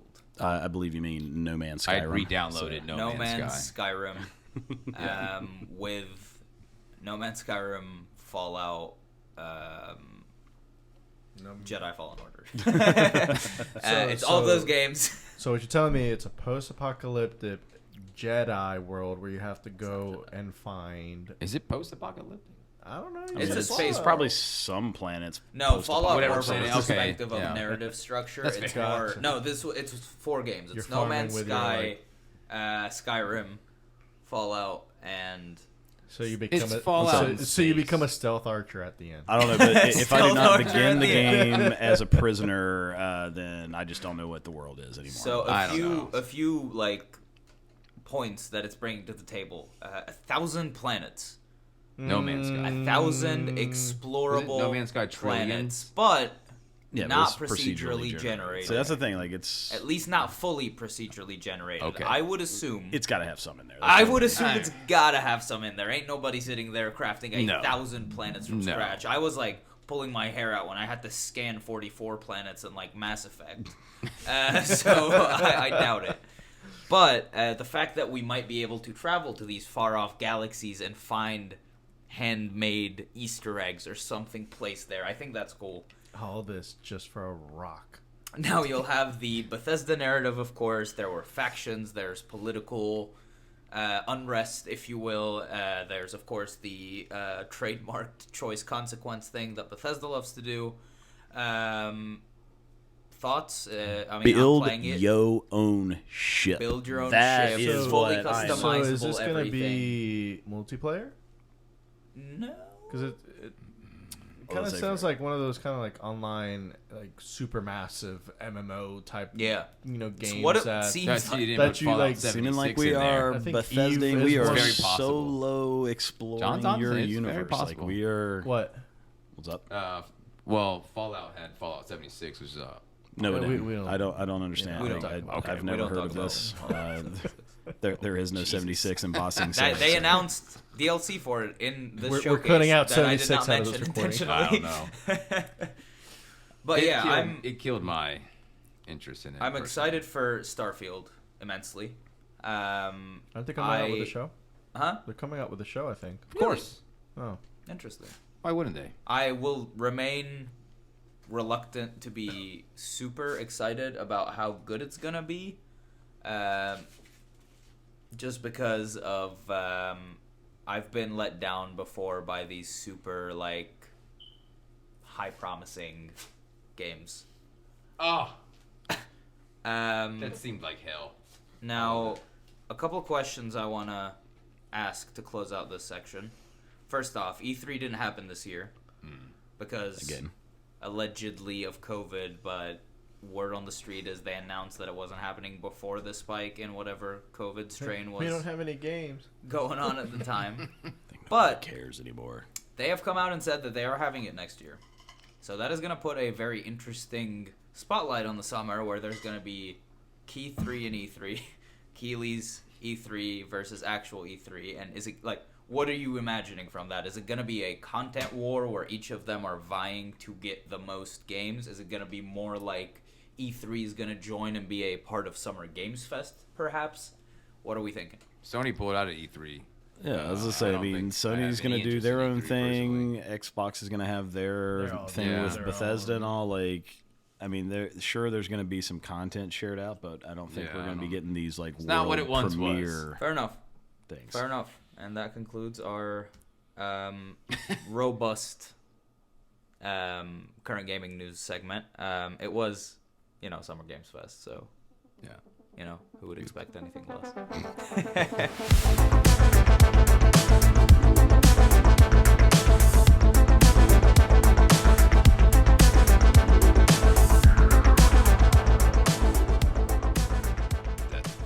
The path. This is where we will be discussing. This is where we'll be discussing the game that we're all playing, Disco Elysium. So I have a brief plot synopsis for any one of us who hasn't really gotten into it, and this is brief because I've only put in a few hours into the game, so I'm not like too deep into it. I can't really spoil anything. But Disco Elysium, you play as a belligerently drunk detective in charge of solving a hanging. That's how the game starts. The game opens, and black screen, you hear a dark, seductive voice labeled Reptilian Brain. He's the best. Encouraging you to basically bask in the darkness and never leave.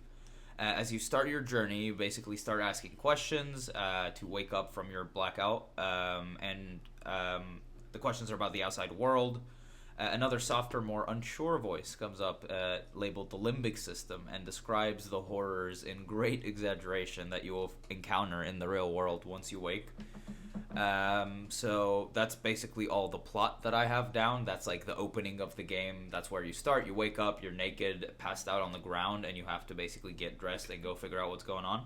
So a few early thoughts, and this is going to spark some conversation around it. Super unique game. Never played anything like this before. What? Super unique Absolutely. game. Unique. Okay. Yeah. Like, I heard something else. It's written by a Czech author. So Nice. it's basically like a very narrative-based game. You're not really doing a lot of action, combat, anything like that, exploration. You're walking around, talking, and skill checking your way through the game. The thing that caught me off guard at the start of the game that I didn't expect this. I know as little as my character. I woke up and he's blackout drunk. He doesn't know what the fuck is going on. I don't know what the fuck is going on. I have to kind of piece together. Like at the beginning of the game, you died, right? We'll get into that. We'll get into that. But at the beginning of the game, you see the hole in your window, then you walk up to it and you start like exercising some of those detective muscles. It's like, this is too heavy to do this. The glass is facing this way. There's no debris on the ground, so it has to be something thrown from inside to outside. And it's like, okay, so I'm a detective. Like, and you move through it. You start talking to people, and they're like, you were investigating this murder, etc. So my first playthrough. Well, I guess it is the first playthrough. My first playthrough, I did a custom build of my character, and I leaned very heavily into intelligence and logic and reasoning and all that good stuff. But fortunately, as I was getting dressed when I had awoken as my character, I realized that my necktie was hanging on a fan, and the fan was actively spinning. So it was like, do you want to reach for the necktie? I was like, sure, let's reach for the necktie. It did I believe it was a composure check. It was one of those physically based checks, and I failed the check. And what happened was I started sweating, and my heart stopped beating, and I ended up dying of a heart attack 3 minutes into the game. Nicely done. So that was my first experience with Disco Elysium. It's a good time. At which point I created a new character with. He comes in, he's like, "Do you want to reach for the tide? Stay in the darkness I didn't see the death. What in the Moon Knight is this game? What in the Moon Oh Knight yeah, so indeed? this John hasn't played it. John all. was on So vacation. I'm in the dark. I think Yeah, order, Brian's played the most. I've played a little under him. Then I Chris, just know somebody I think. gets a heart attack. Is that No. That's the thing. That's based on. So how the game works is it's a series of various skill checks. Some of the decisions you're making require like a specific skill check. It'll say a logic skill check. Yeah. But the really, really cool thing about the game is that each of these skills is a voice in your head that's talking to you throughout the game. Mm-hmm. And while you're just walking around, there are passive skill checks happening in the background where, for example, your perception is skill checking as you walk around. And if you succeed the skill check, it'll come up and it'll say, you observe, this, and that, which makes you think of this. So as you're just walking and interacting with the game world, all of your different skill checks are happening in the background to let you know whether you can persuade people to do things, whether you can suggest things, whether you can... So there are, I think, what is it? It's a 6x4 grid of different skills you can invest in, from logic, encyclopedia, rhetoric, and then you got, like, it's basically in 4 categories: intellect, physique... Man, pulled out the measurements. Psyche, and... Motorics. Yeah. So yeah, each of those basically governs a different aspect of the game. And I am just super pumped. I'm super into this game. I love how the narrative is going. I love the world building they have going on. There's like a war going on. I haven't like dove super deep into it yet, but I am very into I can align 100%. I concur, Doctor. Being that, You concur. being that I grew up playing point and click games, I was really excited to start another one. I was just looking up one that I remember it was like in space. I can't remember what it was. I'll figure it out. But one that always stuck with me was Full Throttle, and my mom's a big King's Quest person, so I've always played point and click games. And then the story, I don't want to spoil too much, but yeah. There's this little buddy. shit that you meet, and I'm just going to tell you, his name is Kuno. Oh, and yeah. he's a by shithead. far the best character I have encountered in this game. For sure. He's going to be a real treat, John. And it's funny because He's going to be a real treat. the murder you're investigating, it's a hanging. Yeah. You walk up to it, and you have to pass a skill check to not throw up. Yes. I threw up a couple times. You go in, you throw up a couple times, and then you get this basically... There's the secondary system mechanic in the game called the thought system. So basically what happens is when you go into the body the first time and you throw up multiple times, you have a thought that you need to get your shit together. Yeah. Because this behavior is unbecoming of a detective and a human, is what the thought says. So basically, you get this volumetric shit compressor thought to get your shit together, because and then you have to get a certain amount of XP by talking to people, discovering things, whatever. Once you finish that XP, you actually actualize that thought, and it basically gives you a bonus to the check against throwing up from the body. So once that thought is actualized, you go back to the body, you are a lot more likely to not throw up from it. So yeah, very, very. Well, there's certain drugs you can take as well, right, to build up a tolerance to it, which I haven't found. I think, someone will give you something to alleviate it, but I haven't found something to I know what completely you're ignore or suppress. Yeah, well, I didn't want to spoil. It's fine. All first hour of the game. Okay, fair. Yeah, so she'll give you something, and it just like it didn't make any. It gave me like a +1 chance that I would be able to examine the body. Right. So. And I'm just so intrigued by the way this game is structured between because there's multiple ones of these that kind of seem like they would all come into play in a situation, and the crazy thing is that they all do and give you different things that you're able to talk about or say, to like suggestion and like persuasion. Like there's multiple different skills that kind of all do the same thing, but one is based on your psyche, so it's going to be coming off more from an emotional state, and then another one is going to be more towards like a logic, reasoning state, stuff like that. Very cool. May we add that this recommendation was from one only, Schizoid Man. It was, as I say, we were both looking. It was a crazy looking game. Like now, obviously, we're not going to get too much into story stuff. We haven't played a lot. We're going to continue to talk about it, but just art style. Like it is this oil painting looking dream of a game. Cell shaded. Anyone look in the mirror? I feel like I did. Every morning. Interesting. Absolutely. That was an interesting. Yes. Your icon is like all blurry at the beginning of the That's where game. you choose your face, right? You don't really choose. You just decide whether or not you want to see it. You decide whether your profile, yes. like in the bottom left-hand corner, it's replicates blurry. No, mine shows. Because you looked in the mirror. Yeah. It was blurry, Oh, and it was like okay. you had to like sit there and like multiple times confirm that you wanted to see. What'd you do? I saw. What'd you do? Let's say, I had to see. What But did yeah, you see? like, I and saw. again, you I talk saw. about it being this Czech author, but I feel like it's meant to, or maybe I just call this of it as being this French setup and this Right. It like did seem this that way. class struggle, Right. and the union, The world and all this building, stuff man. going I came on, across so- a piece of paper. I believe it said it was 51. Well, 51, but they don't say the century. Like they say the decade, but not the Yeah, century. And that's they true. like I depending think they're on who you're talking intentionally about, vague about it. Exactly, they're just saying Yeah. it's the decade in the century. But other than that, Good like point. it is just this thing that I exists. thought I was on to something. So It's- again, we're all early on. We'll find more about it. I'm but very excited. It's it's a good. very unique experience. It's good. So I've enjoyed what I've played so far, for sure. me as well, for sure. I'm very glad we're And I've embarking laughed a on lot. it. It's I've the laughed a writing, lot. because that's all it has from a certain standpoint. If the writing sucked, then the game would suck because that's Right. all it is. But Yeah. the writing is incredible. It's clever. It's witty. It's self-referential. It's to a certain extent like existential. Like it's a very very well Still written can't game. get over that kid.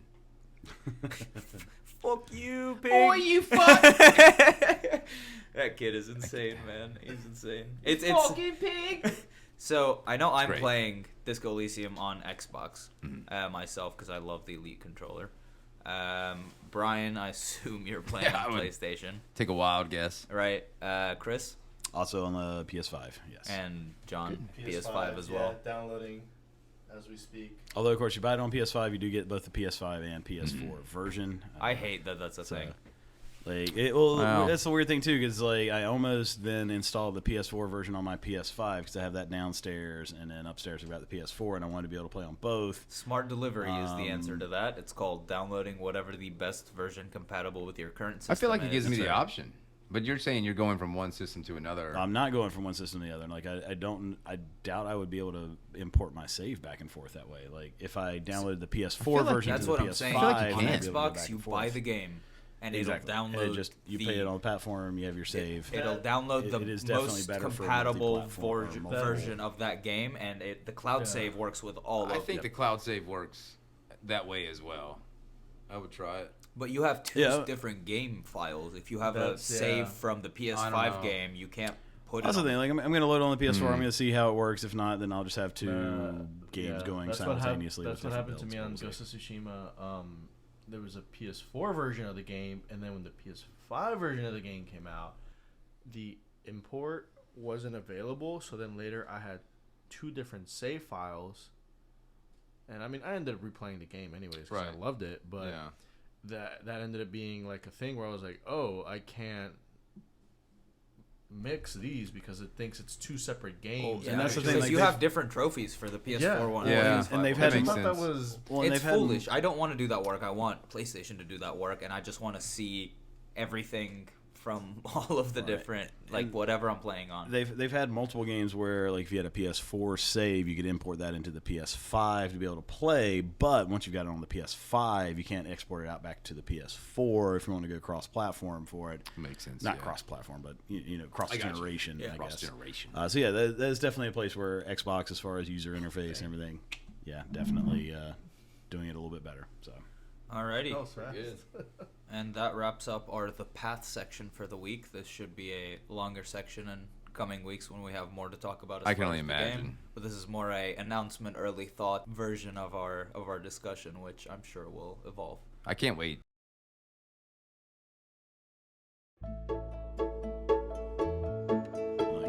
Chris's Corner. Chris's Corner. Figure something out. Yeah. So something like that. So I think that was pretty good because we got all that. So. This part, we are coming around to me for Chris's Corner. What the weird thing is like we called this segment Chris's Corner, and then I get to also host it, and my name is Chris. So that's like a really big fucking coincidence. So I'm really glad it worked out that way. Hi, guys. So this is going to be a place where we are just going to rotate in just little BS to be able to talk about. As an old man gamer at the table here, I might go back and be able to bring out some great titles I want to talk about for discussion. But for today, I just want to throw a little question out to the group. I want to roll around. I want to kind of hear what your thoughts are. This, for me, is a question I was thinking about, and it is, what is your biggest disappointment of a game at launch? Now, I'm not talking about long-term, like did this game recover or anything. I'm talking about like, what were you fucking stoked for, and you got it day one, and it just sucked some donkey dick. Like, that is what I am going for. So for me, this is like what I am thinking about in this. So I think back to the days of yore, the year of 2006, and there was a little game of Elder Scrolls Oblivion. This is not my choice for this, but Oblivion, obviously, amazing. I had played Morrowind. Oblivion was amazing. Played the shit out of it. The following year, in 2007, a coworker of mine comes to me. He's like, hey, man, there's this game coming out. I don't know if you've heard about it. It's called Two Worlds. It's like Oblivion, but it's on console, and it's going to be multiplayer. We're going to be able to both jump on. We're going to be able to play and explore this. I'm like, holy shit. You're telling me multiplayer Oblivion? Like, I am game. I did not bother looking into this game. I had not heard about it. Trusted the guy's opinion. I was like, hey, he knows this shit. He knows about some games and all. Like, I'm going to jump in. We're going to play. This thing's going to be amazing. I bought it day one. I take it home. We both were working at a large retail establishment that claims to have the best buys on things. I'm not going to say their actual name. You know, keep it on the down low. Yeah. But I worked an earlier shift. He was working late. I went ahead and bought that shit. I took it home. I got in a good headspace to be able to play this thing. I loaded up and I started playing. I'm like, what do you mean? This, you know what I mean. This game is fucking trash. Like, that's what I'm like. It's terrible. Like, the menus are garbage. Like, visuals are terrible. I'm running around. Like, there's no good combat. I'm like, what the fuck is this thing? I wanna ask you this. How long were you in denial? How long did you let yourself play before you admitted to yourself that it was about 3 hours. It was about 3 hours. Like, that's fair. That's a fair amount. That's not like, like man. I go in denial a lot longer. Not clicking, but you know what? Beats the game now. It's gotta be like it's gotta be this multiplayer. It's gotta be this multiplayer that's just really good. That apparently he was talking about was gonna be good. Like, it's. I then start noticing because I flip over on the back of the box to kind of look more about this game. Like, what does it talk about? Like, every line that this asshole told me about this game to try and build it up was like written on the back. Like, this is like he read the back of the box. Like, oh my god, this sounds fucking amazing. Well, okay, so all right, fine. He's getting off work. He's gonna get home. He's gonna pop in the game. We're gonna get online. We're gonna play. All right, it'll be a lot more fun. Like, so about time he's getting off, like I text him like, so hey man, like when are you jumping on? He's like, yeah, I didn't buy it. Like, somebody played it earlier and told me it was garbage. I'm like, fuck you, man. So I spent $60 on this 60 fucking game, back in 2 Worlds for the 2007? Xbox 360. It was horrible. I bet this game went down to $10 within like 3 months of being out. Like, it was just absolute trash. They made a second one, a little bit better trash, but still trash. To this day, 2 Worlds, garbage game. Man, that was really just trash. That was emotional. Oh no! Like I said, like as far as I still have resentment of this thing. It Watch did out. not This is some leave trauma a good right place. here. So, Hey, this 2 is a safe Worlds, space. That's all right. my vote, most disappointing game at launch. All right. I believe it. I'm going to throw it around. You know what? We're not even going any order. Let's popcorn around. Who wants to take the stick? Who's going to be talking about their biggest disappointment here? Oh, is it going to be me? All right. Well, so initially, before we hit press record, this is Brian, by the way. Brian jumping in. Before we hit record, I was going to say Cyberpunk. But then I really thought about it, and I have to say, and it's more for like it was more of a disappointment. There's a little game called Evolve, which came from a big game, in my opinion, Left 4 Dead. And the idea of the game is you're hunting this big monster, and each character has a role. You trap it, you fight it, you track it throughout the map. And I was just like, this is going to be fucking fantastic. We'll get a team together. Ocean's 11. Everybody's going to want to fucking play it. It's going to be wonderful. It was wonderful, but then nobody wanted to play it. And that's where I was just like, it's just the biggest letdown. I pre-ordered the biggest. Interesting. They had a collector's edition or whatever it was, deluxe edition, where it came with everything. That's a very interesting take, because your biggest disappointment in gaming wasn't from the game; it was from the reaction, the lack of people to play with. Yeah, honestly, I was on that game. It's a shame we didn't jump in and play. I will say for me, one thing it needed larger maps. Yes. God damn it, balance as well. Running on the console generation it's on an Xbox One, like the fact that it was as cramped as it was, like as a monster at level 1, you should have been able to run and hide much more than you did. Like you should be able to lead this giant chase and then evolve. But yeah, I can see like it had some promise. It had some really good advertisement. That what the hell they call like the offset balance as far as like the multiplayer aspect for it, the one versus many, like. Yeah, really good idea. 4v1. There have been some multiple like versions of games that have come since, so I think it kicked off a stretch of those. But yeah, I feel where you're coming from. Thank you. It could have been better. It hurt. All right, going next. Yeah, going next. All right, Mr. Cena, he's ready. I feel like there's like a lot of games that definitely. It's sad how many possible answers there are. How many possible answers there are, but I feel like at least the biggest ones that a lot of people think about now, I didn't play enough to really say like this was trash. Like sure, I played like maybe 2 hours of Cyberpunk and was like, yeah, this is literally unplayable. But then again, look what happened to the entire game.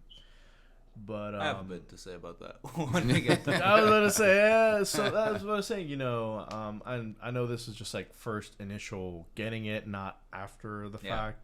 But just probably something I'll revisit eventually. But 2 games. Another one that was like that, Fallout 76. Played for a bit, and then it was just like. What is this? What is this? This is supposed to be fun. Am I having fun? I don't. But the one that I was kind of like we were saying, like in denial for the longest was Anthem. Got it, because hey, you're gonna be Iron Man, BioWare, man, flying around BioWare and magic, shooting shit, and then you're just gonna team up with other Avengers. It was Destiny. It was Destiny. Destiny by BioWare. killed that game. No, that game died. That game killed. I really feel like that's what they were kind of going for. They were going for that. That was Destiny not, killed it. But Destiny was already there. That game, I know, but that's what it was that like. Game killed that game because it wasn't ready. It wasn't. There's a lot of part like from the loot itself, just like you just wouldn't get stuff that was useful, or just a lot of the things there wasn't enough to do at times too, and it's just like all right, like what else? I didn't play Anthem at launch. I played it after just to see what it was about. Like I played a couple of hours, but I basically I watched or heard or read, I don't remember, but it was people were matchmaking for missions.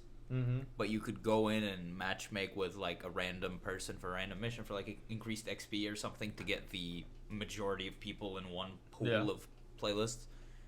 There were a couple of like streamers or something on the final boss of the game, the final mission of the game, and they got joined by this like level 1 dude, and they were like, this guy's not supposed to be here yet. So they like message him on the thing, and they're like, hey, like, are you just like starting a new character or something, or is this your first time through? He's like, no, man, first time through. I just like quick matched for a mission. And the man got loaded into the final mission of the game as his first mission. Like, nice. What game? Like, what? Why? How? Right. All right. So Anthem died shortly. Oh, real After fast. some good loot. They tried Probably and get good loot nothing, at that point. Nothing really, made it come back. BioWare is an interesting one because BioWare has made some of BioWare has been at the list at the top and at the bottom with Anthem, and then anything else they made. Has to say, or anything that was older before they. So before Andromeda, I would say. So Andromeda, Legendary Edition. Damn, I didn't even think of that one. That's a tough one. Sorry to drop that in there. That's why that. I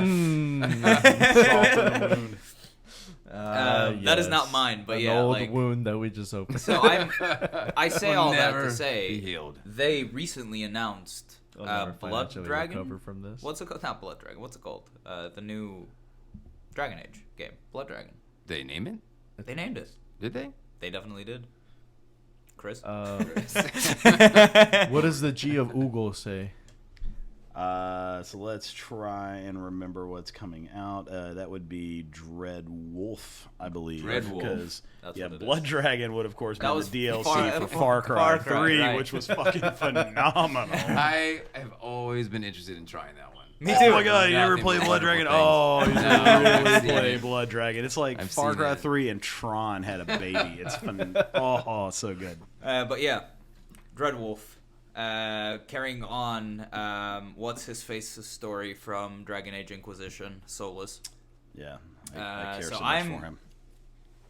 Sorry to bring this up at this point, but because we're past the new game section, but this is interesting because I'm really worried because I know all of the people that built those original Dragon Age games and original Mass Effect games probably aren't at BioWare anymore. Yeah, there's a very good chance of that. They're probably not there.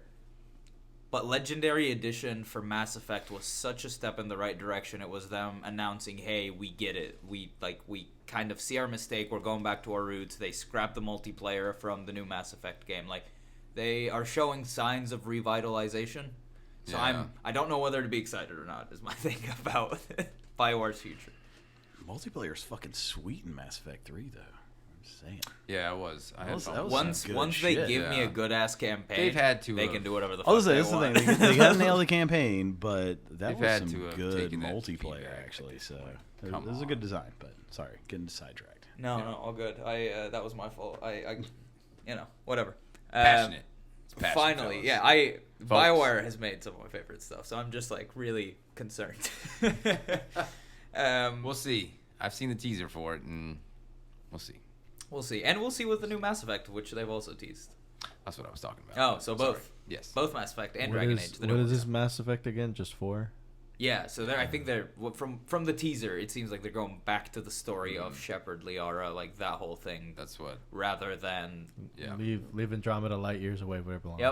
Yep. They basically retconned Andromeda. And I also think that something interesting about that is I think they said that the ending of Mass Effect 3, canon-wise, is the destroy ending, where you destroy the Reapers, because there were destroyed Reapers in the teaser. So I think they have retconned the other two endings. Maybe. We'll see when it comes out, but that's what I'll it's be Man, keeping an eye. I'll have to replay that because it's been I'll so keep an eye. Legendary long. Edition's out, man. You need to replay that. It's a I remember fantastic- having. They came out with some edition. I think I had it on PS3, but it was each game, and you had this collector's book, folded out. It was awesome. And I will round it out with my least favorite game at launch, and I am very conscious of the fact that you said, you were hyped for this game, you're very excited, and it's not Cyberpunk. Because while Cyberpunk, glitch-wise, was a, suck donkey dick, like you said, I think the core story of the game is still very much engaging and fun. And I'm someone who generally is okay looking past glitches, so once I got the next-gen console and was able to play Cyberpunk on next-gen, even though it was still a buggy mess, I enjoyed the game overall. What did you start? What were you on? I was on the One, base Okay. Xbox One Yeah. when it came out. Oh yeah, that would be That was Yeah. tough. And then, I got lucky. I think it came out in November. And then I got my Xbox like a couple of weeks later, my Xbox Series X. So I was able to play fairly The story close. lost me. It wasn't a masterpiece, but I've played way worse stories in games, and I've been fairly engaged with them. Like, I think the story at the end of the day delivered. I just think that the launch state of the game was in such a mess and was so far from what they'd promised. But my least favorite game at launch was Avengers. Marvel's Avengers by Square Enix was the publisher, and Crystal Dynamics made the game. So I had been saying for years, how is there not an Avengers game? How have we made this like insane movie franchise, 20-something movie franchise over 20 years? Like this is what we will be remembered for as far as cinema history, like the Marvel movies. So how has there not been a game? And then they said there's a game coming, and I was like, you son of a bitch, I'm in. You know, I've been in, I'm ready. And then they announced that it would be a live service game, and I was like, but fine, you know, whatever. They announced the multiple Avengers, and the real tragedy of this game, and Chris knows this because he's played this game as well, and we've talked extensively about this game, is the character kits, the moves, the powers, how it feels to play these characters. Almost all of them, like really and truly, every single one of them is an absolute masterpiece. Like some of the most fun I've Iron had. Man was the best.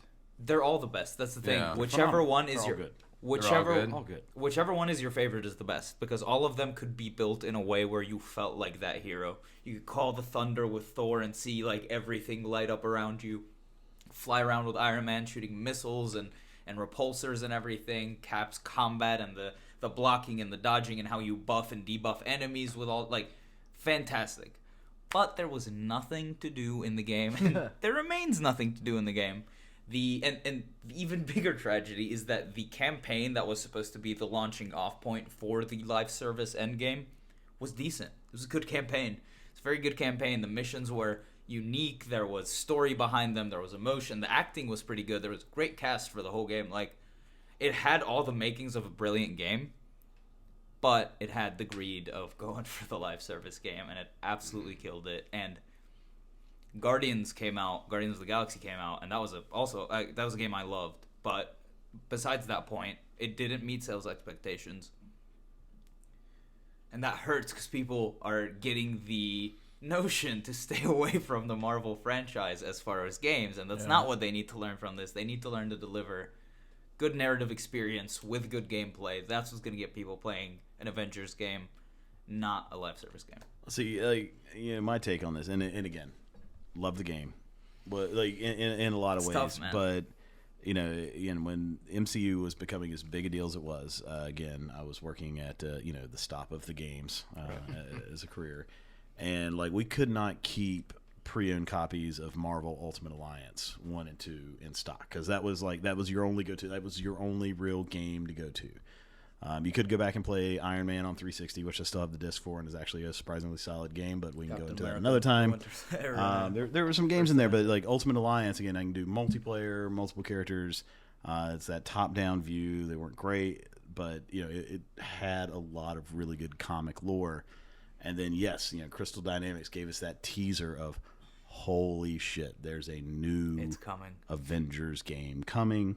With the Thor's hammer. I'm on a different spot. Like I think the live service was fine. Like I think that was a way to go, because they did nail the story, and that was great. And they had to have that story to fall in love with this new version of the heroes, because you either loved the comic version or the MCU version, and now you have a different version. Different voice, different personality. You don't have who you expect to be it, so you needed to fall in love with these characters again, and that story allowed you to do that. Some arguments on, maybe some characters could have had a little bit bigger part in there, but it's fine. But like having the live service and being able to continue to customize and get new gear, like there needed to be done right, an in-game. But why the fuck, spoilers, am I always fighting AIM?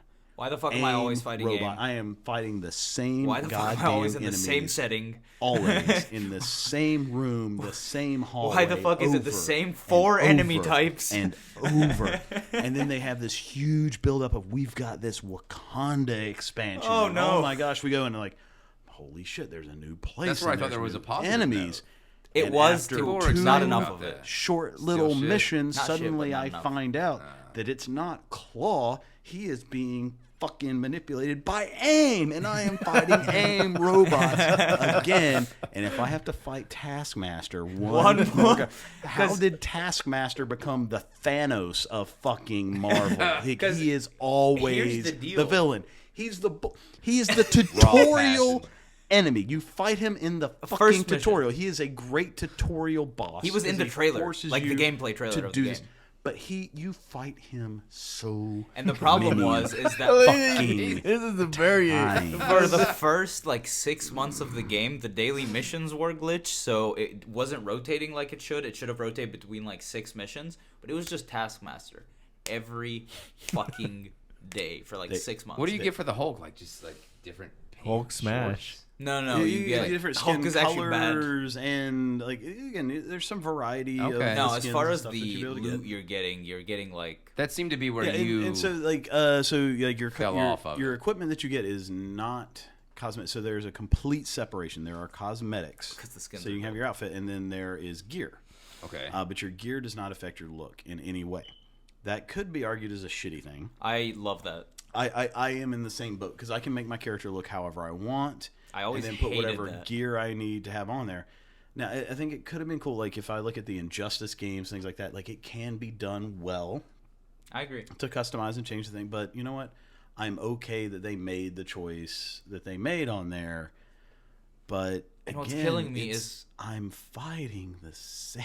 I would have been so into it. That's what's killing me. Is like I would have spent the Chris took the $15-$20 dagger he had on in his heart and just, on the skins. I did Taskmaster. still spend some of the $15-$20 on the skins because I just love playing that game. It's fun. I just need content. I need something to do. I need something to play. No, You I just made brought it a up point Injustice. like you can play at least Injustice? earn Love me some Injustice. in-game currency enough. Really? I earned it. I bought a couple of MCU ones and a couple other outfits that I liked, too. and then other than that, I was just like, fuck it, like I'm not spending. And another like the $1. battle Like, pass idea was a novel idea. I I liked it. pre-ordered the deluxe edition on Same. this thing, and Yeah, that was a tough one. I feel That was a tough I've one put a for lot me. of time in, but yeah, it is what it is. You guys, I want to hug you both. Yeah, it was a good Well, therapy session. I do it appreciate after you guys the letting me get this off my chest. All right. Well, that is all, folks. That is it. That's it. So, thank We you for done. taking the time to listen to us rave about games for a considerable amount of time today. If you've enjoyed hanging out with us, please remember to leave a review on whatever podcast platform is your preference, as it immensely helps us with our discoverability on those platforms. If you want to hear us talk more, join us next week. Please We will see you then. This has been The Path to Platinum. come hang out. Hasta luego. Signing out.